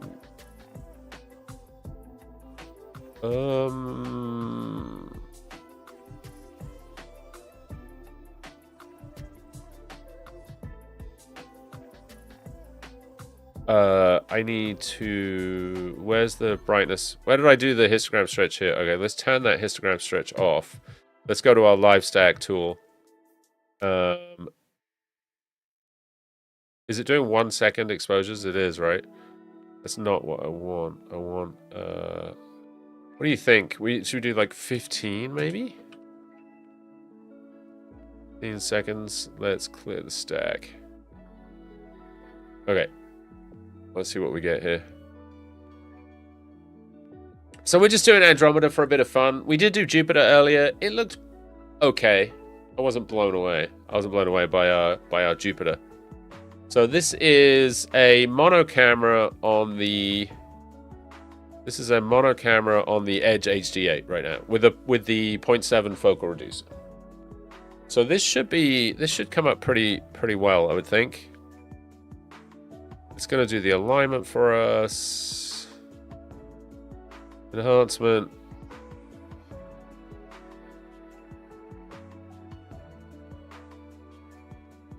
I would think within a short while we should. You can see so the galaxy is huge, right? You can see the dust lane starting to show here. I don't know if you can. Yeah, you can see it. You're actually getting a better view than me. Let's do the. There it is. There it is. So we're seeing sort of the heart of the galaxy here, right? So we're chopping off the ends. Here's a picture of the galaxy. Obviously, our view is rotated from this one, so the galaxy is more or less straight up and down. I think this dust lane on the right is the dust lane that you can see here, and then we're chopping off the top and the bottom, so we're only seeing this middle section. We just need a supernova. Oh my god, wouldn't that be amazing? I mean, we got really lucky. We got to see 3i Atlas live on stream. That was pretty cool. Let me bring back... not the observatory. the this. So you can see that if we wanted to get the whole of the M31, we would need probably, I don't even know, at least 3 frames. We'd need this one above it, and one below it to capture a decent chunk. Thanks again for the raid, Design by Dave. Guys, make sure you're following Design by Dave. He not only does astrophotography live on stream, he also designs telescopes and builds telescopes, 3D printing. Amazing stuff. Highly recommended. And it's here as well, locally. We might be, there's a rumor we might be attending the next Star Party up at Griffith Observatory for a potential live stream. So that would be pretty fun as well. We'll see. We have to organize the deets, but that's been talked about. His people are talking to my people. Or something. I don't actually have people, but where did my histogram go? What did I do with that window? See, now I've really messed it up. Where's my live sack window gone, guys? Does anybody know? Now I'm scared of touching anything because I don't know what... Is this the live sack window? Did I dock it? I docked it by accident. So this is just luminance. This is just one channel. Might have the new version 2 of the 140mm imaging Newtonian ready by Thursday night. Oh, damn, that'd be cool. Really cool. Really a dock tour. Oh. Ooh. That'll be pretty cool. The dust lanes are coming out pretty nice. Yeah, you can see them up here as well. We're getting a little bit over... I don't feel like the auto stretch is maybe doing us the biggest favor here. I feel like we're overexposing the core a bit. That is a bit of a problem with M31 though. You are dealing with a very, very bright galaxy. And it can be a little tricksy to... It can be a little tricksy. It can just be a little tricksy. This starts to get blown out, and it just takes out all of this detail around it. Your view actually looks better than my view, I'm not going to lie. I'm not going to lie.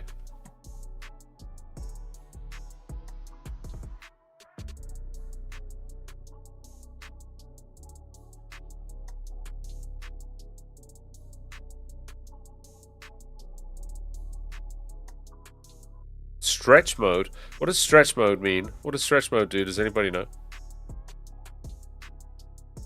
Yeah, let's go auto. And let's try these different stretch modes out and see what they do.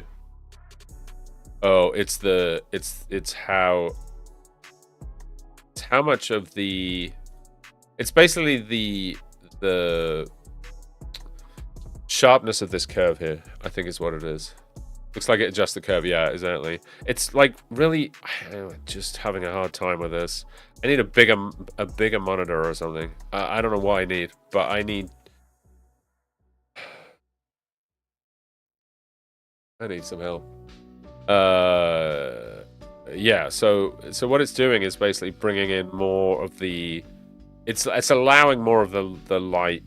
So this is cutting the brightness the most. This one is probably what we want. And then we pull this down over here as well. And that kind of darkens things up. It's a bit of a balancing act though, and it's really hard when you can't actually see the image whilst you're doing it. Because you want some of the brightness, but what you're trying to do is not let this core just blow everything else out. You're kind of seeing it. I mean, it's a galaxy. I don't know, you know, we're not seeing a lot of detail. How much do we have? 5 minutes. This is 5 minutes of data in L. So we just keep stacking. We should get more signal and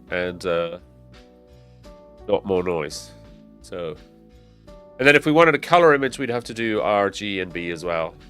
Thank you for the lurk, Design by Dave. Take care of yourself. I appreciate the raid, my friends. Good to see you guys. And thanks for that follow in there as well. Appreciate you. I missed the...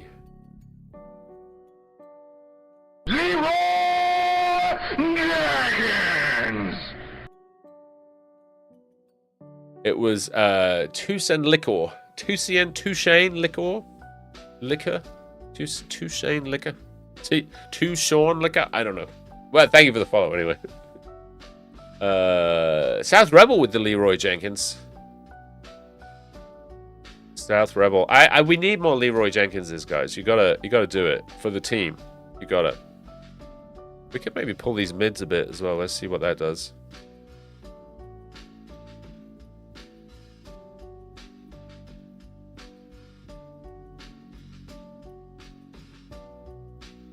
This is kind of moving that curve on its own. I don't feel like that's quite right. So this is M31.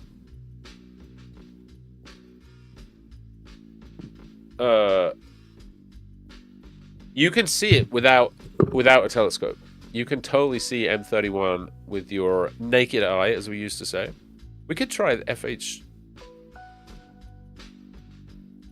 Go with the brightness filter. Is any of this stuff making any difference? Doesn't appear to be. Doesn't appear to be doing anything. Background.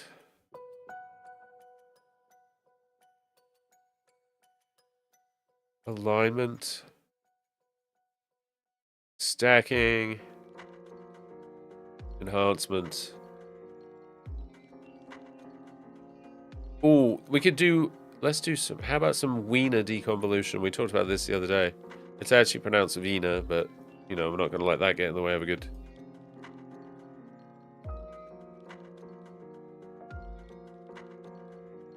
We should see what it wants to do for the auto. Pretty good. We're getting... The stars are getting a little, you know... The alignment... The stack is not perfect for certain. For sure. Been meaning to follow for a while now. Just keep forgetting to press buttons. Nice! Thank you. Yeah, appreciate it. It's always nice to have people press that button.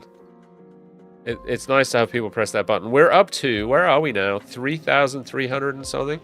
We're almost at 3,400, I believe. Yeah, 3,355 followers. Which I think is amazing. I appreciate every single one of you. And I appreciate all the love and support on the channel. You know, it's like... It's been a journey for sure, but it's definitely been fun. And it is amazing to get so much support from the community. It means a lot. I don't feel like the filter really... I don't feel like the Wiener did much for us there. I also don't feel like the histogram is doing much for us either. What does this do? Reset it? I feel like it's pulling this down, the white level, too low. I feel like that white level needs a bit of... Yeah, this is super bright, though. This... Oh, no, I just lost that as well. Where the hell did I just put that? It's gone. It's gone forever. We're never finding where I just put that.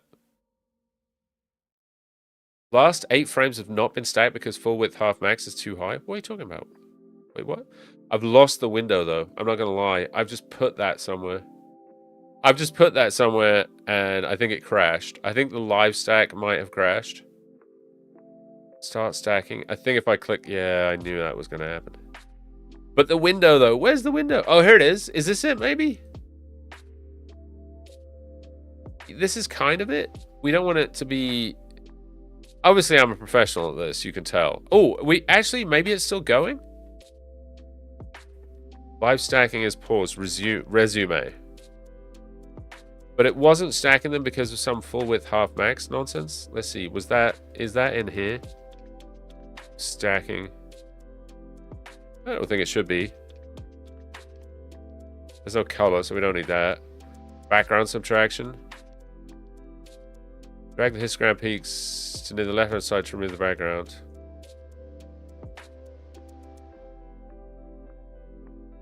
Oh god, that's not good.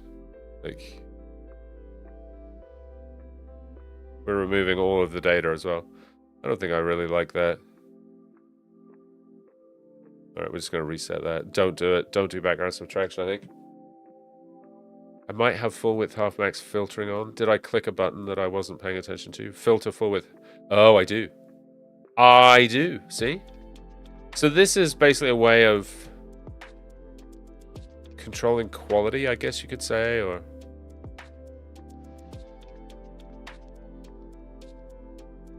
Okay, let's turn that off. Are we still stacking? Yeah, 29 frames stacked.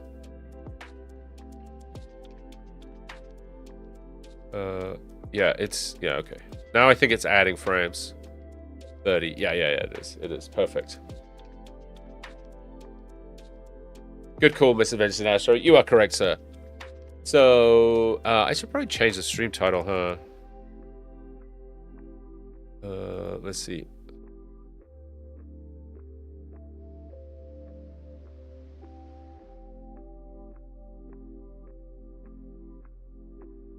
live imaging the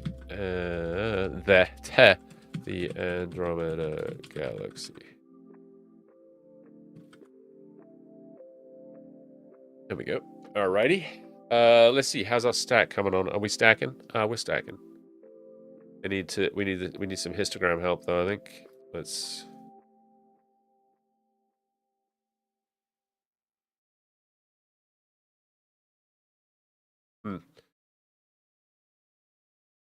Anybody else have anything else they want to see tonight? Any other targets they want to go after? It's pretty good. You can see this dust line really clearly here. I don't know if I can make it more clear for you guys. What I see on my screen and what you guys are seeing is a little different. I need to kind of blow it out on my screen a bit so that you guys can.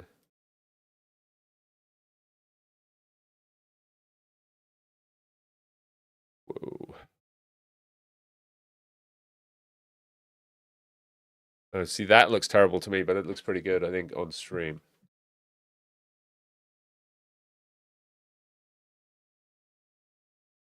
Can I see Narnia? Only in my bedroom in the wardrobe. I thought you knew that.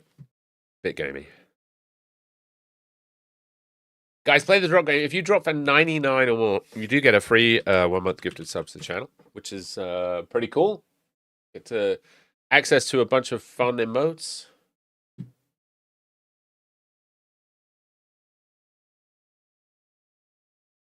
Yeah, so you can kind of see in this image, in this image, what we're looking at here, right? I think we're seeing this inner dust lane here. So imagine this thing tilted by about 45 degrees or so.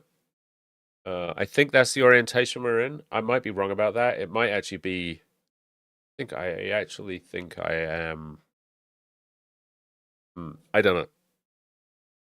It's a little hard to tell which way up it is. If I could see M32, which I can't, we could potentially bump this across. It must be. I think it must be rotated counterclockwise from this picture on screen.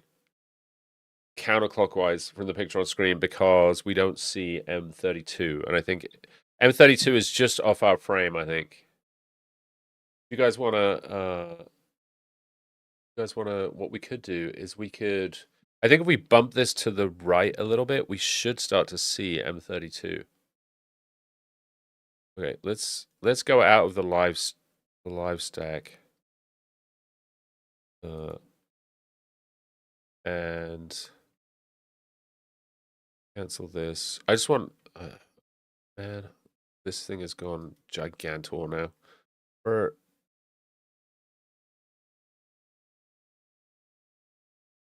I remain to be convinced that VNC is the right way to do this, but that's what we're stuck with. So the live view window, let's dock these because this makes life easier. And then we're going to have to do in here. Oh, I can probably see enough actually to nudge this over.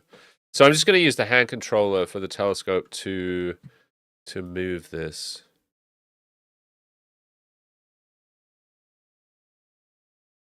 That is not moving it. This is, oh yeah, it is. It's moving it the wrong way. I think. Oh, wait. Shoot ski. Hold on. Let's go down here and let's do the stretch. It's too much. What are you doing? There we go. And then let's change our here. We don't need 15 seconds. We want like 1 second. Now I can use the hand controller and not wait 15 seconds in between. And of course.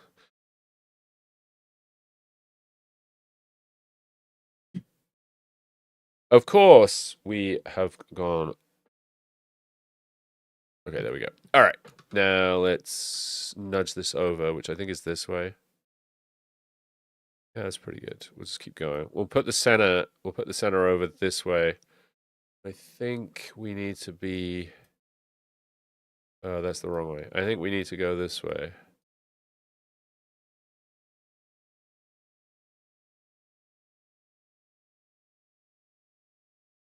And I think that should put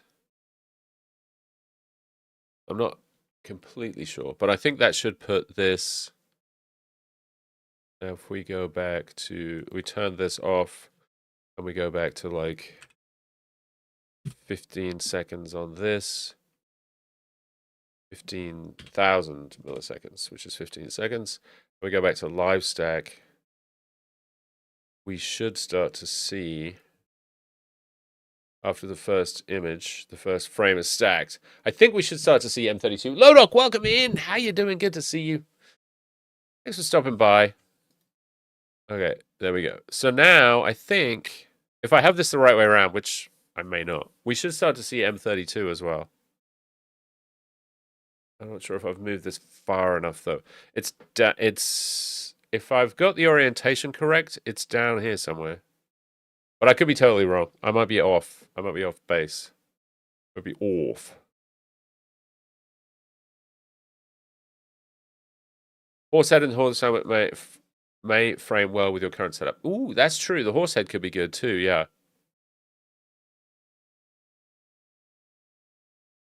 How you doing, Lodok? I hope you're having a good night. We're just doing some imaging on the Andromeda Galaxy. I thought we were going to see... Maybe I have... Do I have this the wrong way up? Is it upside down? I thought it was going to be over here on the left. I'm not going to lie. But I don't see it, and I would expect to see it. It's pretty bright. Maybe it's not... Maybe I'm looking in the wrong place. Maybe it's further down still. We could slew specifically... Oh, shoot. You know what, though, as well? The guiding's going to be all messed up. We could slew specifically to M32, I suppose. Let's see what happens if we actually tell it we want to look at M32.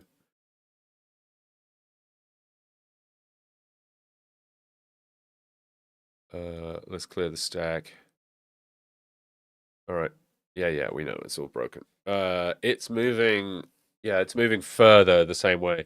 I'm not sure that we can get the core of M31 and M32 in the same frame with this setup. That might be the problem. I don't think I moved it. I think I was moving the right direction. I don't think I moved it far enough. Yeah, see, it's up there. That's the core, and Andromeda is off the frame here, I'm pretty sure.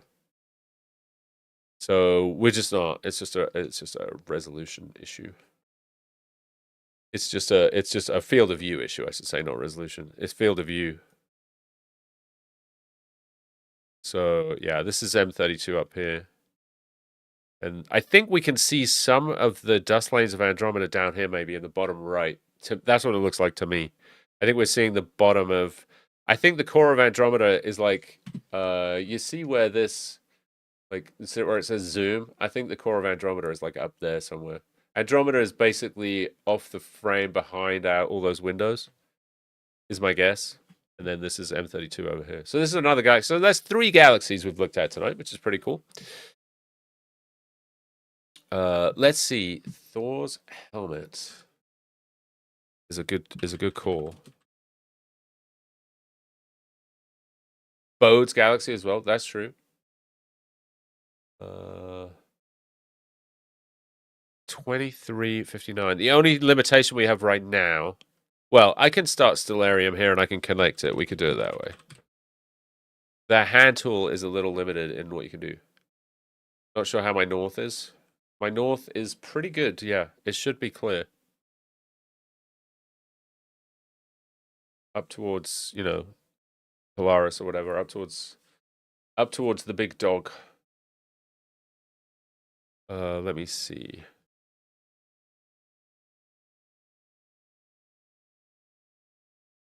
Make this smaller. Let me connect the mount to Stellarium, and then we'll use that for our... I didn't want the calculations window. I wanted this. Configurations, plugins, telescope control, configure, connect. Work, and then... Connected. Okay, then we can just put in... This just makes it easier to find. NGC 2359. Should be good for me. It's right by Sirius at the minute, as you would expect. The old dog star. Let's do a current object slew. And let's see what happens. What we should see in the what we should see in here is a bunch of stars whizzing past. There you go. It tells us we're slewing. So we'll have a look at this. We'll have a look at Thor's helmet as well. We will probably have to do a. Let's see if we can find a picture. This is what it, this is what it could look like. In theory, that's not what it's going to look like for us. That's not what it's going to look like for us. But it could look like that eventually. If we did, you know, various things, post processing, and if we did, this is SHO, so this is narrowband again. You got a new Thor's helmet, nice design by Dave. Throw it up in the. Would you mind throwing it up in the old thingamajig? Okay, somebody said that there is a plate solve. Solve only. Pixel position, click to recenter, goes to image. Offset plate solve and resync push to target position. Which one do I want to do here? Plate solve only?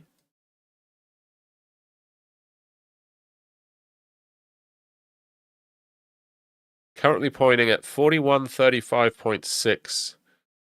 4135.6. This object is at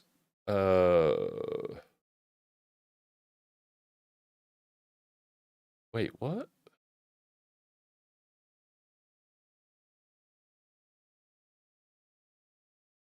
What?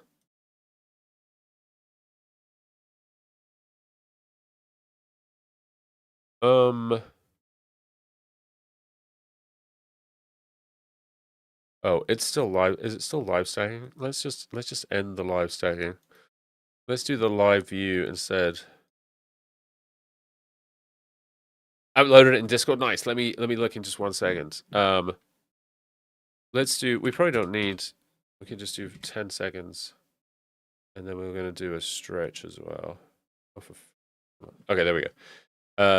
Let's try to do a plate solve on this image. I think we solved on the old image. which is why I was confused. It was not because the coordinates that it gave were not anything to do with Thor's helmet. All right, let's check out. I'm not sure it's. Oh, here we go. The current pointing is 7 hours 19:26.2. That sounds closer to what we're looking for.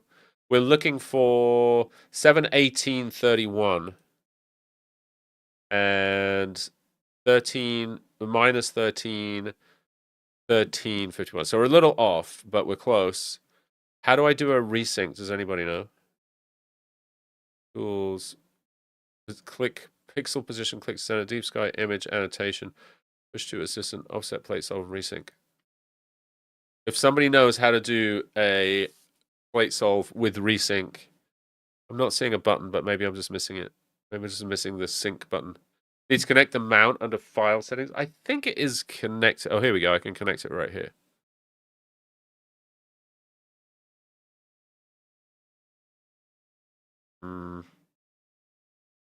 Maybe not. Let's just turn off the live view for a sec. Thought the mount was connected. Plate solve plus resync should be valid. I got you. I think SharpCap is starting to think about. I'm actually just gonna. Yeah, I think SharpCap just died. Let's just close it before it.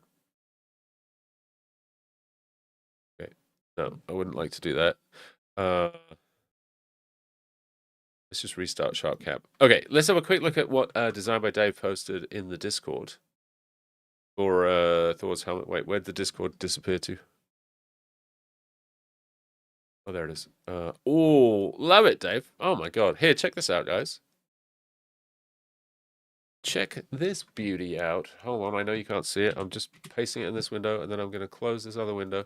There it is. That's designed by Dave's Thor's helmet. Look at that. Holy cow. It's a beauty. What was the setup for this one? What was the setup for this one, designed by Dave? Guys, make sure you're following Design by Dave. You know you want to. And you can go check him out doing this stuff live. It's an absolute beauty. I mean,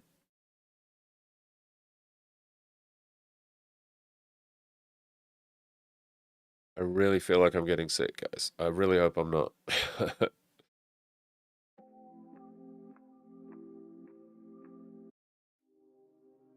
uh,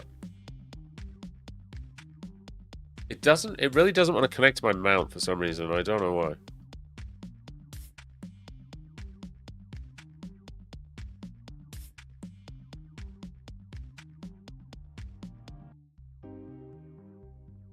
Okay, let's see. If not, we're gonna have to, if it won't do it this way, we're gonna have to go into Nina and do it in Nina. I don't know why it doesn't want to connect to the...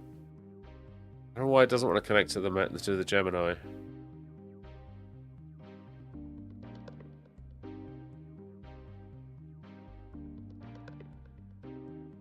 Sharpcap has shown the setup window for your Gemini is waiting for you to close it. Okay. All right, here's what we're gonna do. We're gonna. Sharpcap is deeply unhappy here. We're gonna close Sharpcap. We're just gonna fire up Nina. We'll do the. I don't know why it keeps complaining. Everybody else just connects to the running instance of GeminiNet, and this won't for some reason. So I don't know why that is. Apologies. Many apologies for the inconvenience. We'll just do it in Nina. It's fine. Not a huge deal.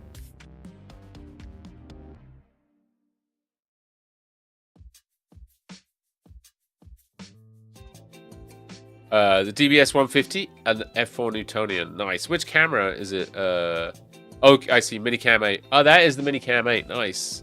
HOO. It's amazing what that little camera can do. That's the 585, right? We were talking about. Or not specifically the 585 we were talking about, but that is a 585. Yeah, for the money, that thing is incredible.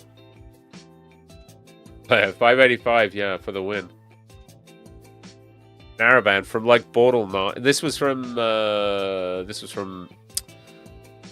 LA, right? Design by Dave. So like Bortle 9 or whatever as well.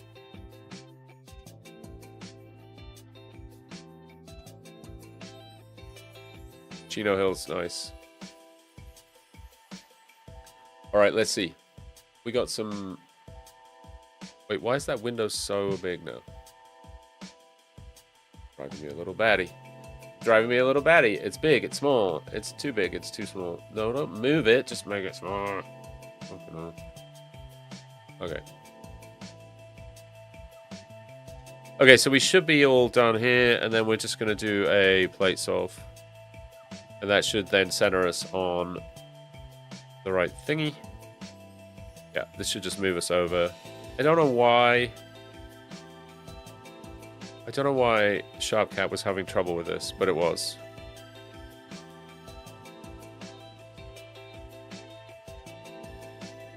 That should be it then. Oh, it's re-slewing. Okay. Okay, it's happy. We should... Oh, let's restart. Let's restart the guiding. Let's get some guiding going. And... maybe we just do a 30-second exposure and see what we can see? I don't think... Can we... There's not any easy way to stack inside of Nina, right? Live stack. Or do I have... Is there a plugin? I can't remember. Yeah, that image is amazing, Dave. Absolutely. Congratulations on that one. It's a beauty.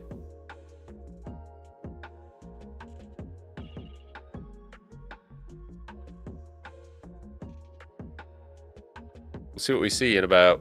I don't know how long we got.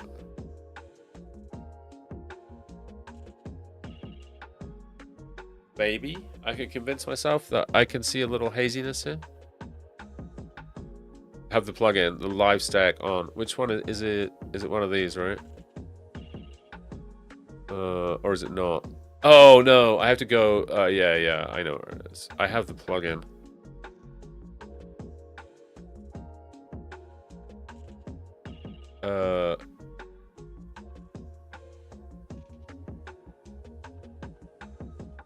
I need to make this window smaller again.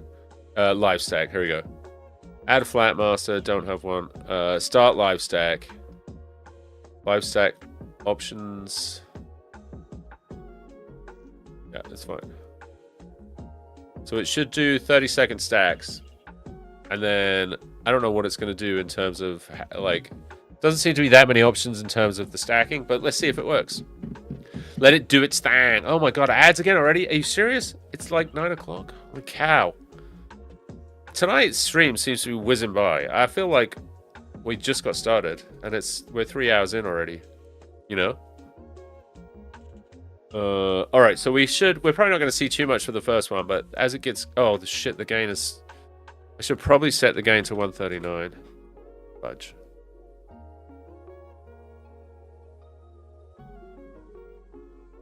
I wonder if that's in equipment that it's not set correctly. Camera. Where's the default gain 139? Oh, it is set here correctly. What does USB limit do?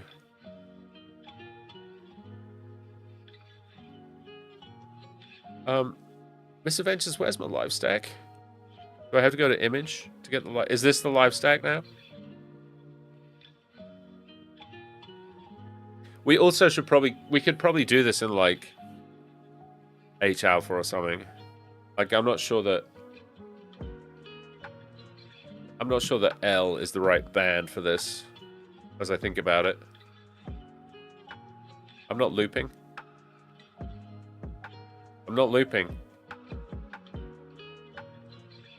Also, do we want to do it in L? Save on? Cheers. I'm going to run out of disk space, I'll tell you that right now. Alright, I'm just kidding. Okay, so this should be good. And then I feel like we should do it in the H alpha or something. Or sulfur or whatever. It probably doesn't matter which. I'm not convinced. Sending it. We're doing H.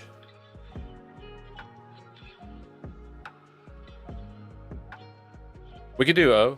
I think it's I don't know which one it's brightest in. Dave, you imaged it. Is O3 the way to go? H alpha? S2? Are you still here? Paging, designed by Dave.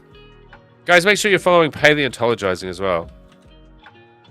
Another amazing science streamer here on the platform. Very bright in O3. That's what we're going to do then.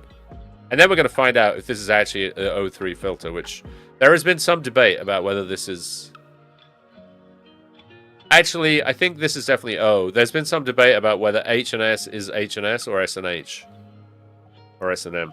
Or whatever. Alright, here we go. We're sending it. O3. So for those of you who are wondering what the heck we're talking about, these are narrowband filters. So I forget the O3 narrowband. I forget the exact wavelengths here. We'll look it up. So it is 500 nanometers roughly, I think. O3 it looks like. And these filters are probably like 6 nanometers wide. So this is just showing us a very narrow... It's not showing us anything because... Do you know why? Because we're in ads. Shoot. Alright, guys. Thank you to all the subs and the turbo viewers who are still here. Stick around for the ads. I'm going to go into the BRB screen. And then we'll see how our stack is doing when we come back. 70th birthday.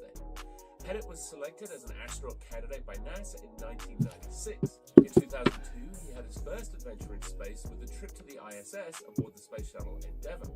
That 7-month stay was extended due to the Columbia shuttle disaster, and Pettit finally got back to Earth on May 4th, 2003. Numerous other shuttle, ISS, and Soyuz missions have brought Pettit's total time in space to a little over 590 days. He's perhaps best known for his amazing photography during his missions. He was seen looking unwell after landing in Kazakhstan on April the 20th, and he later confirmed that he didn't look well because he didn't feel well after losing his lunch shortly after exiting the Soyuz capsule. The extraordinary Pettit is said to be feeling much better and recovering well as he continues his post-mission rehab that will take about a month. He's also said he would love to get in a couple more missions before hanging up his rocket nozzles. That's our show for today. I will see you back here tomorrow. Have you ever wondered how spacesuits get tested to see if they'll protect the astronauts inside them and withstand the rigors of the harsh environment of space? Obviously, there's a lot that goes into that, but NASA has a cool facility at its Jet Propulsion Laboratory called Citadel, the Cryogenic Ice Testing, Acquisition, Development, and Excavation Laboratory. If that acronym seems like a bit of a stretch, the facility itself is pretty cool. The 4-foot tall and 5-foot diameter chamber uses compressed helium to get down to temperatures of minus 223 Celsius or minus 370 Fahrenheit, and has 4 drawers that are like airlocks, meaning items can be placed into the chamber while it's running and avoid having to warm the whole thing up to make a change. Given that the chamber can take days to reach the lowest temperatures, that's a super handy feature. The chamber has seen tests of gloves and boots, and it contains aluminum blocks that can simulate an astronaut grasping a tool with a gloved hand to see how the fabric and structure of the glove reacts. Mannequin hands and feet with fluid loops to represent blood flow can be put inside gloves or boots during testing to see how they hold up and to get accurate repeatable measurements. Given that temperatures in the shadowed craters of the moon could reach minus 248 Celsius, this testing is critical for lunar exploration. In the future, the new lunar suits being developed by Axiom Space for the Artemis program will need to be tested, and Citadel will be a big part of that process. You can read more details over at the JPL website, and I'll put a link down in the description. That's today's short. I will see you back here tomorrow.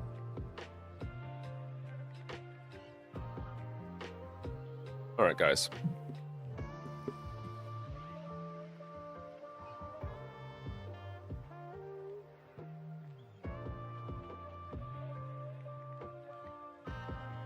It didn't want to... I think we did get ad warnings. I don't know. Whatever. It's okay. Guys, welcome back. Thank you for hanging out for the ads. I know it's a pain in the buttocks. Let's stretch this image and see what we're seeing. We're apparently seeing nothing here. What is going on? Is this... And now we come back to the same discussion that we've had before. Is this not O3?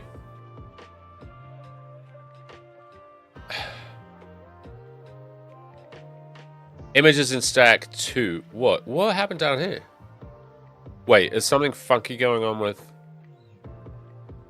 Is something funky going on with the guiding? I mean, the guiding's not the greatest, but it should be fine.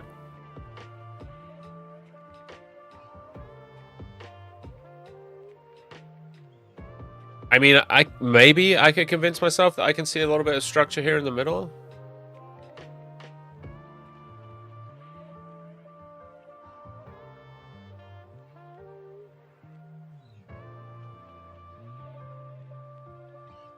It would be nice to be able to do a...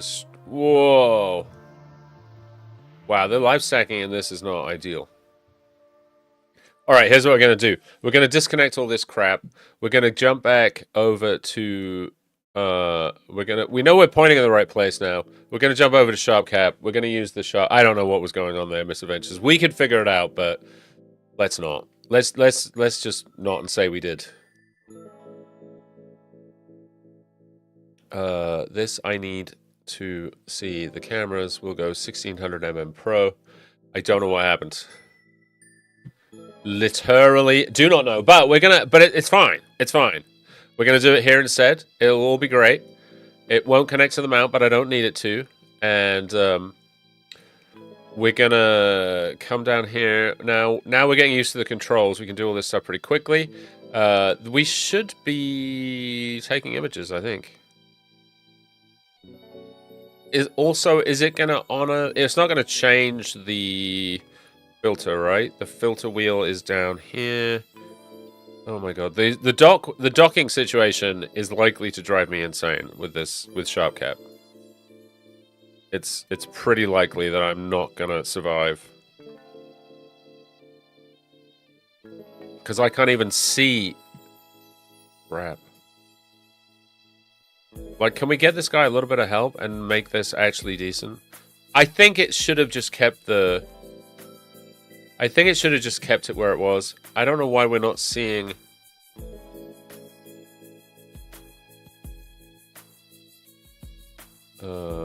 Let's go up here. This is 10 seconds. Let's do 20-second exposures.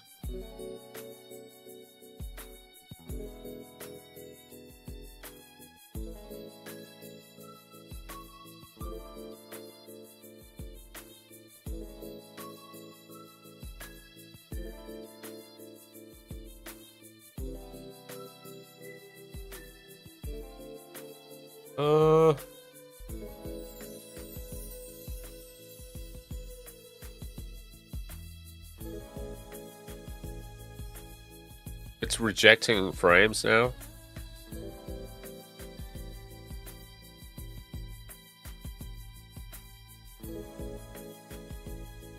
Frame not stacked because no alignment found. We're in 03, yeah. Yeah, we're in 03, but I'm not seeing it. It's frustrating to try and get this structure here. Okay, let's just try this stack again with... Maybe we need... See, that wasn't 20 seconds, I don't think. How was that 20 seconds?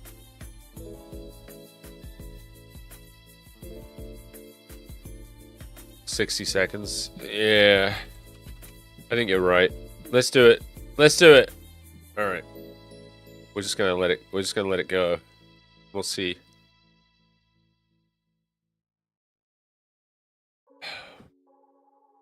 I wish the docking situation here was a bit better. It's a milky sky. Q, good morning, welcome in. Yeah, we were looking at the Andromeda Galaxy earlier, actually. And now we're trying to do Thor's helmet, as it were, but... We're doing a 60-second exposure, which I'm not seeing the... Does anyone know where the exposure's being counted?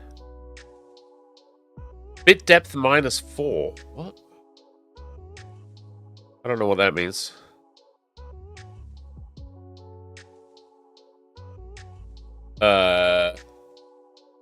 Yeah. Guys, don't forget to play the drop game. If you drop for 99 or more, you get a free 1 month gifted. Sub. Oh, there we go. We got a frame. So that's our first frame. We're going to histogrammarize that. We'll say, let's go like... Oh. Oh. Bit width. No, I don't really want to do that. I kind of want it... okay. Well, there's plenty of stars in there, so we should get alignment, but what is going on here? We've got like some kind of bivariate distribution going on down the bottom. I don't even know. Yeah, exactly, Miss Adventures. Hopefully. Magister, welcome in. How you doing, Magister? Good to see you. Good morning. Hope you had a good night's sleep. Welcome to everybody who's coming in from Europe. We are trying to have a quick look at the Thor's helmet with I'm going to say limited amounts of success, quite honestly. You know? I'm not going to lie.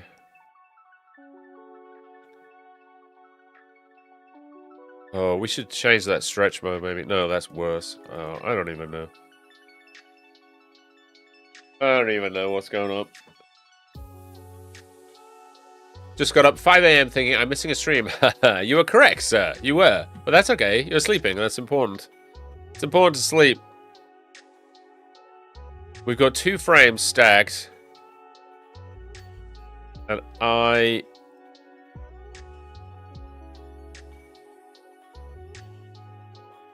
don't honestly really feel like this is going too well. I'm not going to lie.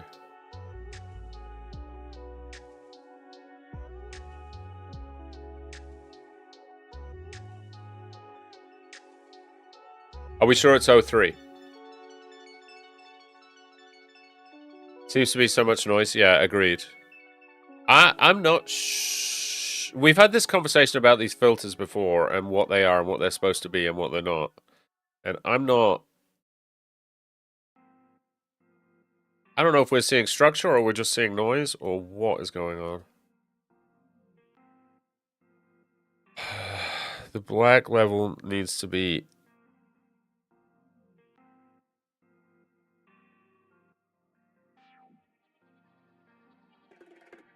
No, the noise is real, Q. I'm seeing it as well. The noise is real. It shouldn't be... This shouldn't be this noisy. I probably don't have the cooling on. It's going to be part of the problem. Thermal controls. There's that window. Cooler.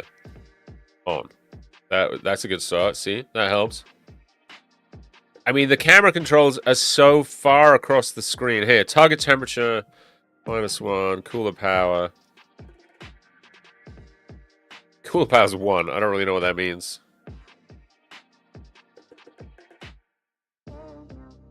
Should be able to get down to like -10. We'll cool the sensor. That will reduce some of the noise, but it's not really great. I mean, you can see some structure forming, but it's like, you know.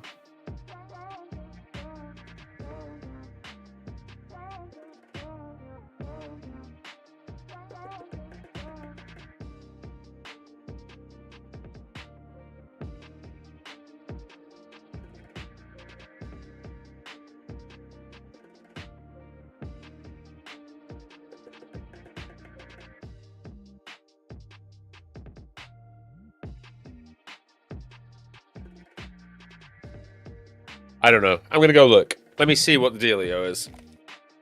Could be a tree. I don't know.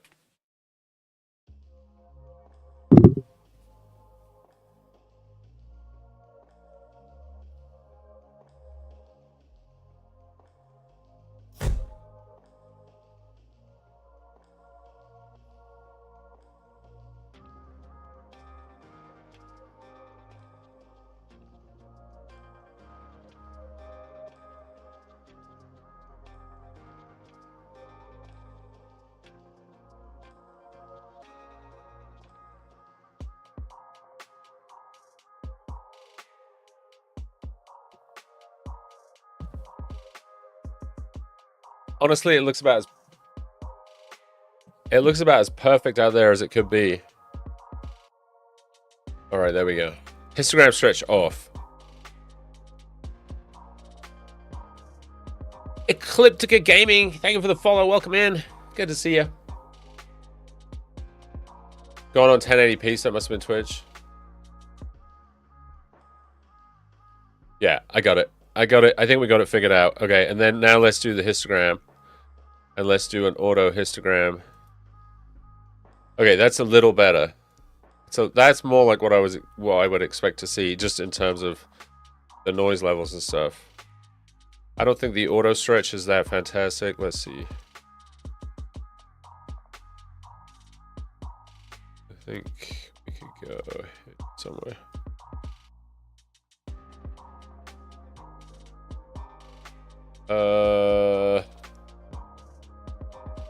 I'm not seeing a ton of love this kind of stuff. Yeah. So if you're new, if you're just lurking in chat and checking out the astrophotography, we're trying to image the Thor's helmet, which if you're good at this stuff, would look like this. This is someone in chat took this image, designed by Dave. It could be S2. Yeah. I mean, we have had this conversation before. We can definitely change the filter and see what's up. We'll give it a go. Yeah, let's switch to H. I agree. Yeah, so this is what we're trying to image. It won't look like this on stream, but this is obviously a lot of data and a lot of processing. But we should be able to see something similar. We should be able to get the first. We should be able to see like the first hints of this. Making AAA games for a living is cool. But yeah, so I'm an astronomer. I have a PhD in astronomy from the University of Illinois, and I worked at NASA for about 10 years, and now I do science education and outreach on Twitch and YouTube. So yeah, that's kind of the deal here. Stressful but rewarding. So you're a game dev, Ecliptica. Very nice. Very cool. We have lots of friendos in the game dev space. 9 years. Wow, it's a long haul. Okay, let's see. Let's see if we can connect the filter wheel. Hold on, let's stop the live stacking thing. Hold on. And then down here, I think, is the filter wheel. But I can't actually see the filter wheel controls because this is such a... Speaking of AAA software, holy crap, this is annoying. Where's the connection button for the filter wheel? It is not... It's refusing to appear.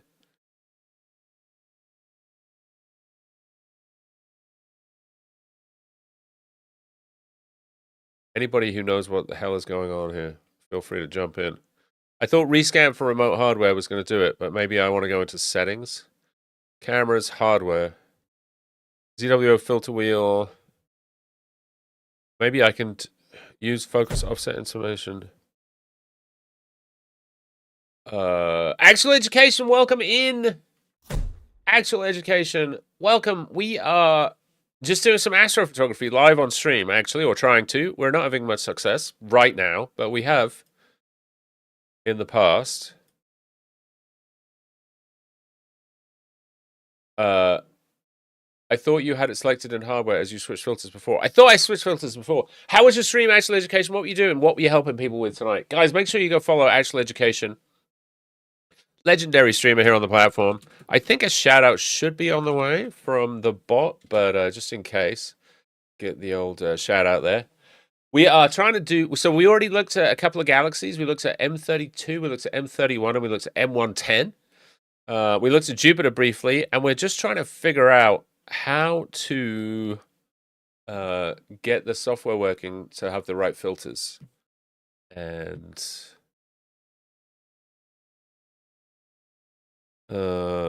that's proving to be difficult. But Raiders connect button is off screen. The connect button is off screen, Mr. Adventures in Astro. And here's the thing. It's so far off screen that I can't bring it back on screen because when I try to, like, I try and scroll over there, it's just gone.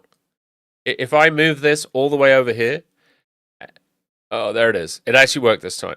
There we go. And 5. And 5. M31, yeah, it's massive, actual education. You can actually see it just with your eyes, with your own eyes, if you want to. Yeah, it's huge. Wait, we're in 60 seconds? I guess that's fine.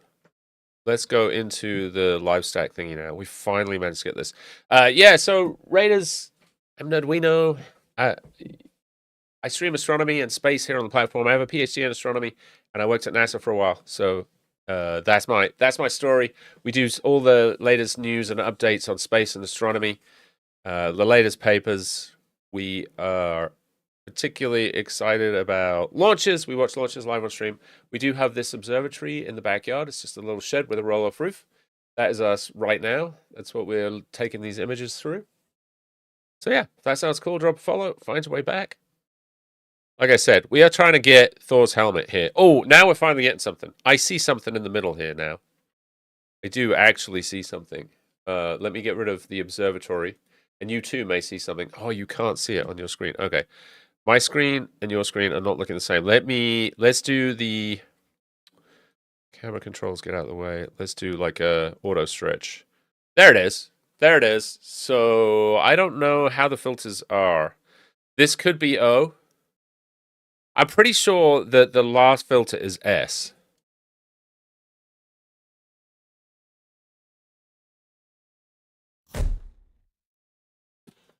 Bam Bam Picos, thank you for the follow. I appreciate you. Good to see you. Okay, so this is a little harsh. So we got 2 frames stacked. As we stack more frames, we should start to see. Ooh, that was too much. Okay, I got a little overexcited there. Hold on. Okay, we should start to see some details here. I'm just trying to what we're trying to do here is just optimize the. I think the auto did a pretty good job actually, and then just bring this white level down a bit. Okay, so there it is. We're starting to get the structure of Thor's helmet, and we are. I'm guessing. I think we're sideways. So actually, I can rotate this 90 degrees. I think, and I'll put it. It needs to go 90 degrees clockwise. Is it alignment or stacking? Where's the rotation thingy? Does anyone remember? Stacking, maybe? See Astronomy, welcome in. Good to see you. Thanks for finding your hat. Yes, you're welcome. I can't remember where the... Somewhere in here there is a rotate. Or maybe it's in the camera controls, actually. I think it's in the camera controls. Hold on.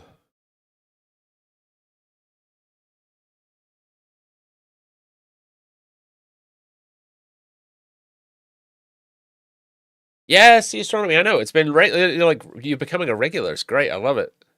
So cool. I know for a fact that there's a rotate image button up here somewhere. Can I find it? No, I cannot.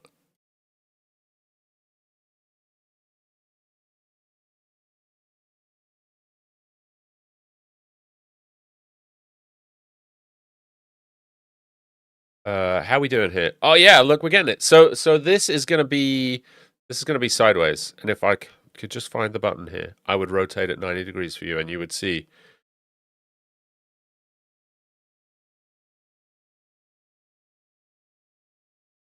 Maybe I'm dreaming. Maybe it doesn't have this, but I swear I've seen the rotate thing. Yeah, right. Only the planetary has the rotation option. Oh, you might be right about that. But I thought that there was a actual rotation option in the camera controls as well, though. Maybe I dreamed that. Maybe I dreamed that. Flip. Horizontal, vertical. Wait. What happened? Oh shit, oh no. No. Okay, that was my fault. My bad. Alright, I'm not gonna try and fix it for you. I'm just gonna say that this is rotated 90 degrees counterclockwise from this image. So if we rotated Design by Dave's image 90 degrees counterclockwise, it would be laying the same way. These like the wings on Thor's helmet here in our image are laying this way. Laying this way. I believe. I think that's correct.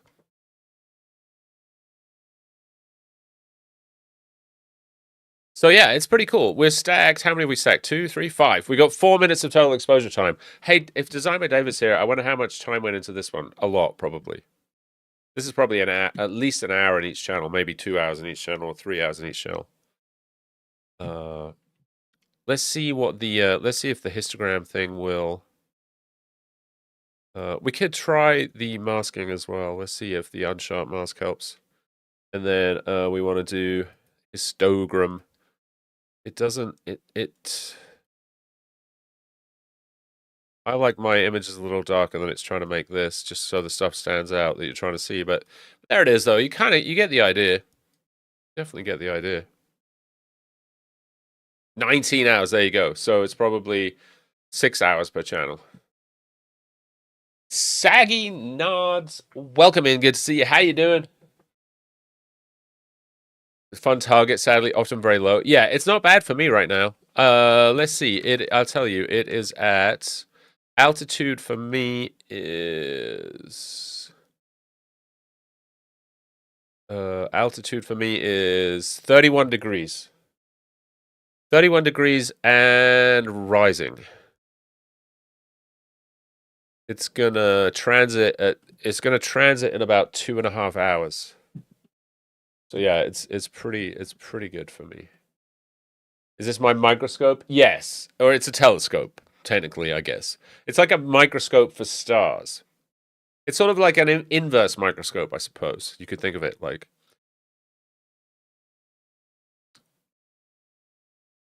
But yeah, we're looking at this. We're looking at Thor's helmet. So what you can see on the screen is basically this, except rotated 90 degrees, which I could fix by actually physically rotating the camera 90 degrees. But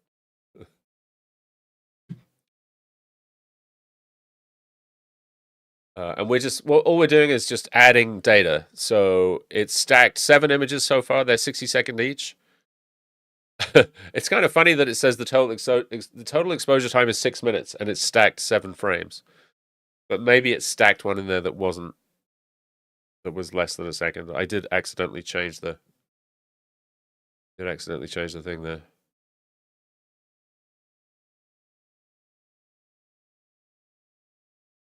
Yeah, so we got 7 minutes of data. And you can see that it's stacking pretty well. The the guiding seems pretty good. Well, let's have a quick look at the guiding software.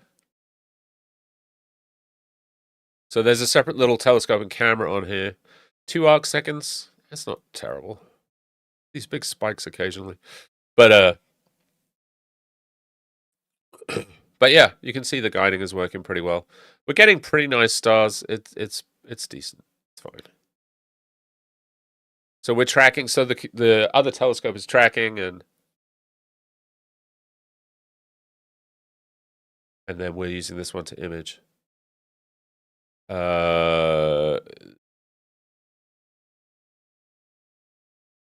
So this this telescope right now, let me see. I'd have to look it up to tell you exactly, but let's say this is 8, 7, and this is the. Okay, so it is half an arc second per pixel, and I think it's something like 4,000 pixels across. So we're looking at 2,000 arc seconds, which is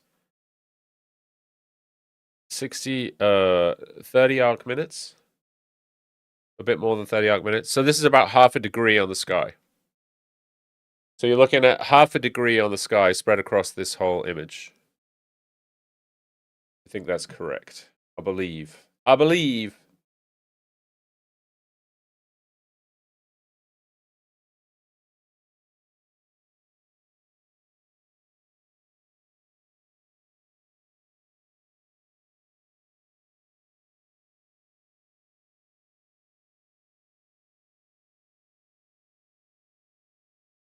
It's a little hard to say when you're imaging because it's different to an eyepiece.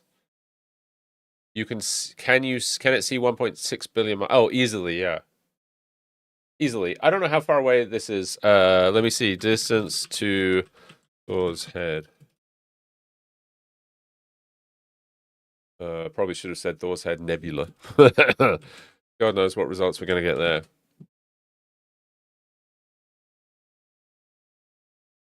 So this is 12,000 light years away. 12,000 light years in miles. This is I'm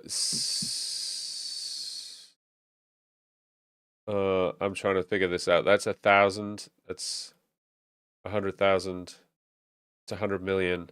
It's way further than that. It's way further than that.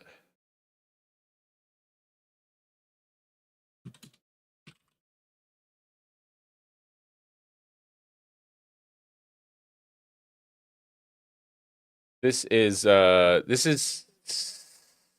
6,000 billion miles away.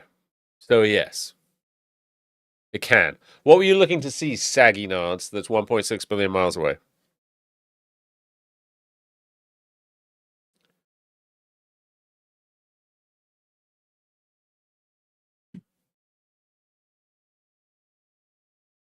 We're getting a pretty nice stack on this now, finally, after much frustration on my part. I'm actually pretty happy with how this is turning out now. This is either H or O, I think. I think I have it like OHS or something, or HOS. Let's get a glimpse of Uranus. I think Uranus, yes. Well, I think Uranus is set, sadly. Although we do have a fair number of asses that you could, you know, or just one, I suppose, in chat. Let me see. I believe it's set, but we can have a quick look. I don't think it's up right now.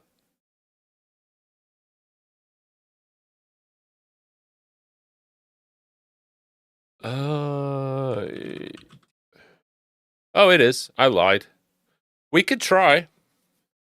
We could definitely try. I'm not sure that you're going to see much, but we could definitely try, yeah. Yep. Opposition was in November. She's definitely up there. We could spin off and go check it out. This stack is coming out pretty nicely on. This is the 12 minutes on Thor's helmet. I think that's coming out pretty well. What do you think? Shark Geek, welcome in. We are imaging Thor's helmet right now. We got 12 minutes of data here. It's come out rather nicely, I think. It's not the positioning is not perfect. It would be better to have it a bit more over here. We need some flats. We need some darks. There's a bunch of stuff we could do to make it better, but we're definitely getting a lot of nebulosity of this in potentially H alpha or possibly O3. Never heard of it? Yeah, it's this. It's this. That's what it looks like if you spend a lot of time imaging it in 3 different bands and then color it and do all kinds of clever stuff. That's designed by Dave's image. Yeah, we were looking at Jupiter a little earlier in the stream, Saggy Nods. We did image Jupiter. And yeah, we could definitely try for you. We can try for Uranus. I'm not sure what we'll see. But.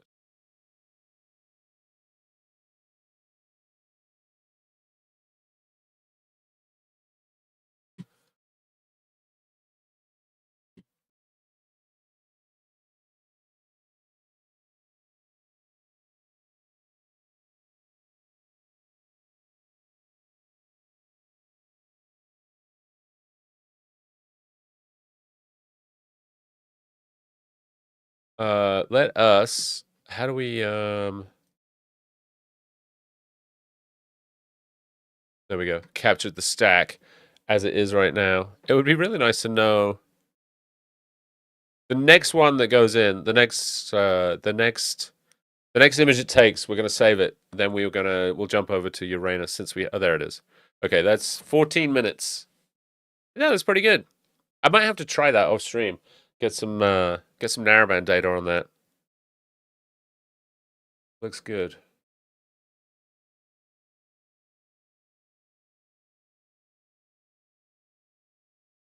Okie dokie. Now you wanted some. So let's turn off the tracking so it doesn't get upset. Let's go to where is my? Oh, there it is.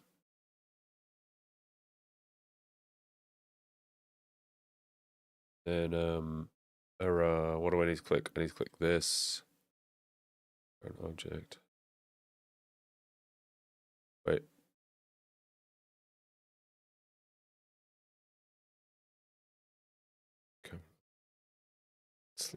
Okay, this should be good. And then we will. Let's actually close. Let's close this for a minute. Okay,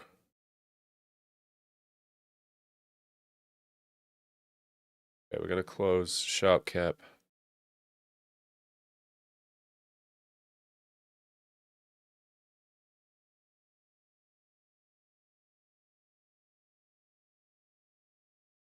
And then we're gonna fire up Nina. This better be the planet. What are you gonna write a letter if it's not, Saggy? Write to the manager. Good luck with that.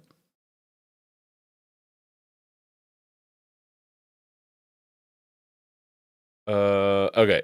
Now let's go into yeah, imaging I guess is good.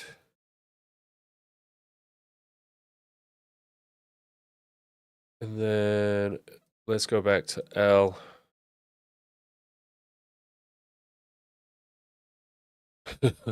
Yeah, there is, yeah. Okay, let's plate solve this sucker and see if we're pointing in the right place. Probably help if we were not in the live stack screen. Oh,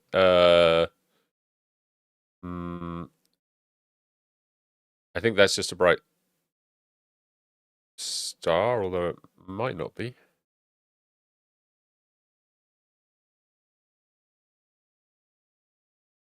That's it. There you go. Uranus.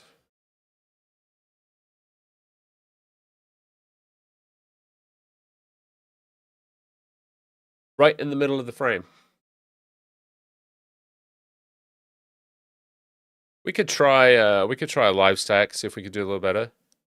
Might be able to pick up a moon. I mean, could be right here. It's hard to tell. I don't know what the orientation is right now. We could also try it with the color camera.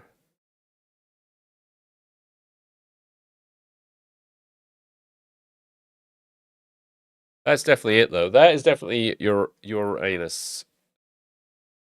Saggy nods. As requested.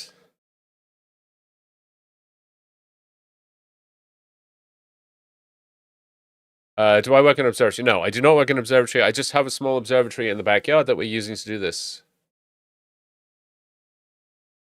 Nice target, though. Should we try and color? We could definitely try it. We could try some color. Let's fire up Sharp Cap for the color cam. Oh, we're gonna keep going with that, huh, Saggy? You have seen it now. You've seen it now. Cameras. This one is the one we want. Let's see. We can do a stack. We'll see if we can get a little more detail. As Miss Adventure said, we might be able to pick up a.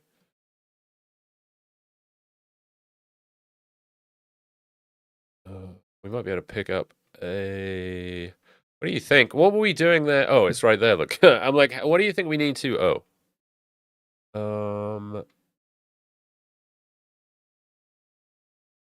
See, we even got a little bit of blue color. Let's do the planetary stack. Yeah, right. It's there. And then let's zoom in a bit. And then let's reset the stack. I don't know. Do you think we need 10 seconds? I don't feel like we need. Maybe we should stack like 5-second images, maybe?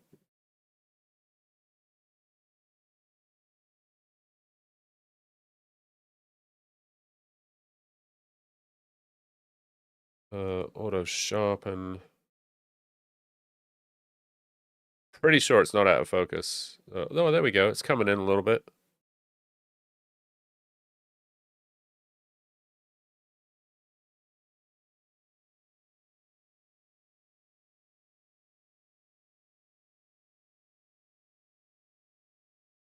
Commands don't work in Sweetgrasses. Yeah, exactly. Designed by Dave. It's great though. I mean, you know, up to a point. Up to a point, it's good, and then it's kind of like, okay, I think we've done it. You know, in the name of science, exactly, exactly. How you doing, Shark Geek? Guys, make sure you're following Shark Geek. Amazing streamer here on the platform. Did the beach cleanup with me. We organized the beach cleanup before TwitchCon.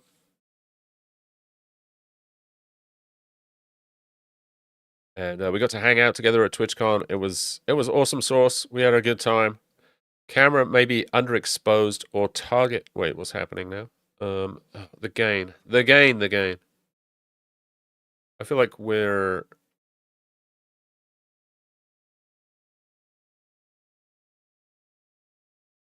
Crank the gain up here to 150.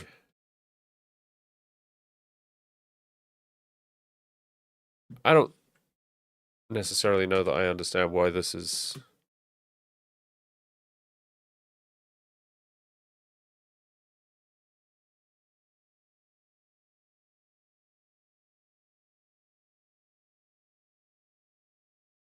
Saggy, we are gonna wrap things up here in a minute. Gonna wrap things up. Let's reset the stack. It looks like we need to go 10 seconds. What do you call a girl between two posts? Annette. It's good. I get it. See, Annette. All right, we're Gaussian wavelet sharpening. I don't think we should need this much. I don't think we should need this much exposure time, but maybe my gain is way off. Let's just let it settle and see what happens.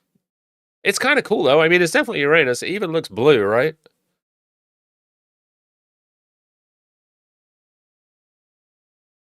Ariel and Umbriel. Yeah. I mean, I think...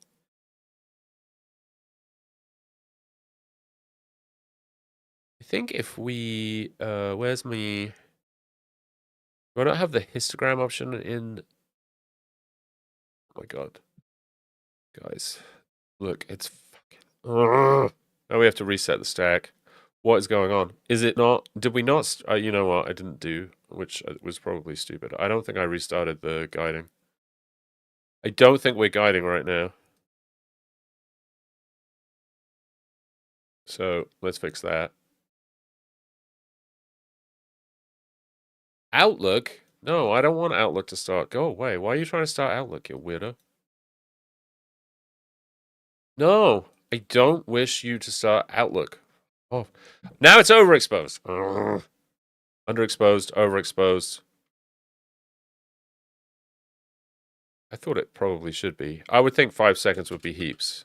I'll be honest. Now it's underexposed. What is happening? Are there clouds? Do we suddenly have clouds?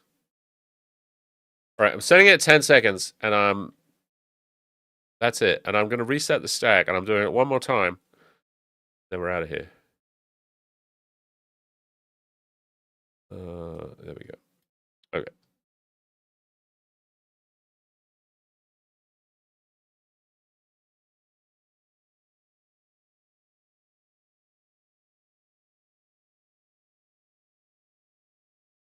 Yeah, it should be in focus. Can you come to my observatory? No. Leah's a bit of a genius. Leah's a lot of a genius.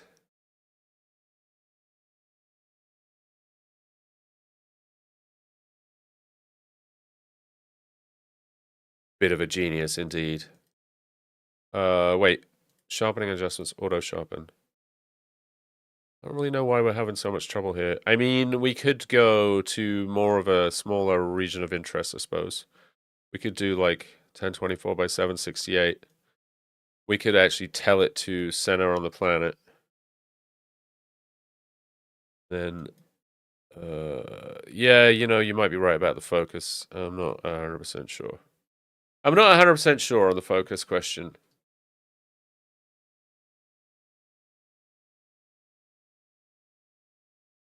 He's a bit well, he's actually Big Amy.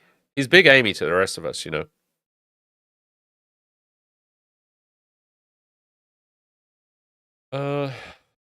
Great stream today, by the way, Big Amy. I was lurking on you. I had to take Minnie to a doctor's appointment, but excellent work as always.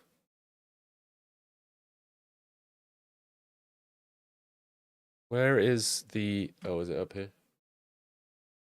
What am I trying to do? I've even forgotten what I was trying to do now. What is going on? This thing seems to not be. Yeah, I've been silent lurking on you the last couple of times. I've been just hanging out. Okay, I don't know why we're having trouble here. Can anyone just have a high-powered telescope? Yeah, you just have to buy one. Yeah, just have to buy one. I've been to a lot of backyard parties, and I've never seen anyone with a telescope that can see planets. You see, you don't hang out with the right people, Saggy. That's the trouble. You don't hang out with the right quality of person. Now it's overexposed. This is driving me up the wall. This is really beginning to annoy me. All right. We're going to reset the stack. We've gone to 5 seconds. We should be getting a decent frame rate, I'd have thought. It still says it's overexposed.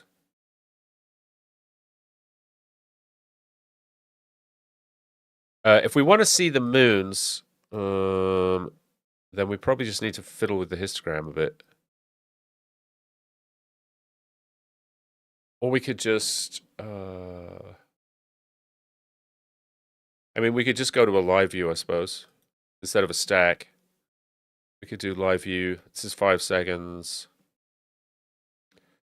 And then we can just zoom in and we can see if maybe...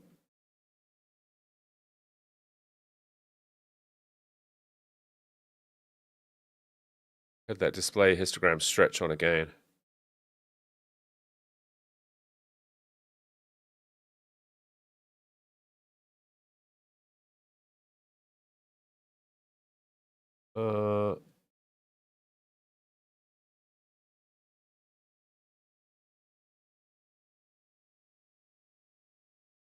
Can do this manually, right? Yeah, there we go. Okay, I'm not seeing... Oh, is that a moon or is that a star? I don't know the answer to that question.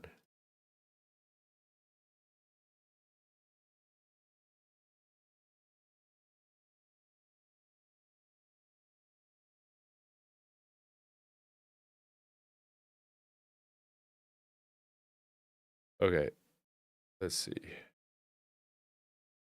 I don't remember what the plate scale is here, but can Walmart telescope see the belt of Jupiter? Yeah, probably. But the faint ones then might be the moons working to confirm. Yeah. I wouldn't be surprised if that one is. This would be 100. What did we decide the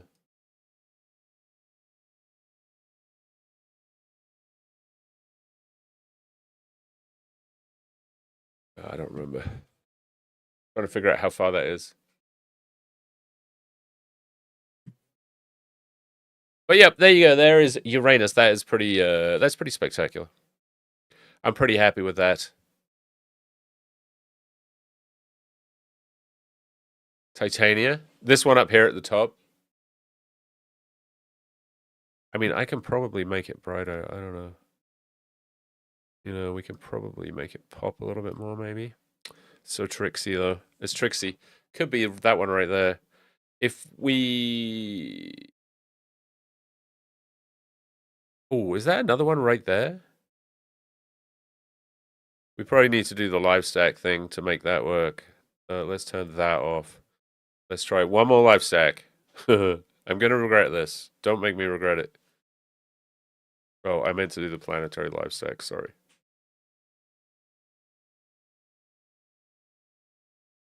It's overexposed. It doesn't seem overexposed. Histogram extends past 99% of the range. Okay. Well, let's try 100 for the gain then.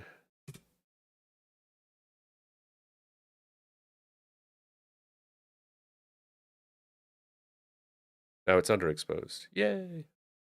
We're just playing games with... We're playing games.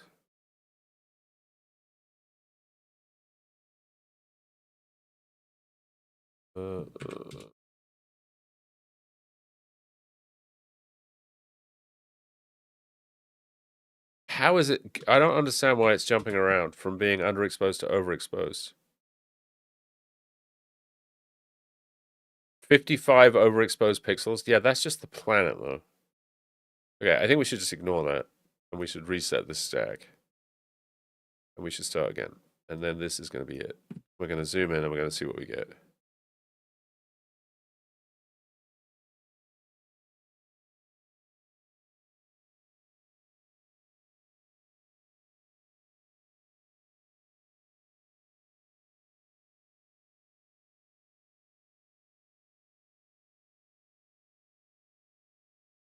Auto sharpen. Yeah, I don't know. There it is. We'll call that good, I think. It's the USS Enterprise. It's Uranus. Hax P9. It's Uranus. Yeah. I think the stream title might have been slightly misleading, but yeah, it's Uranus. Look, check it out. Got some weird, like, stuff going on, but...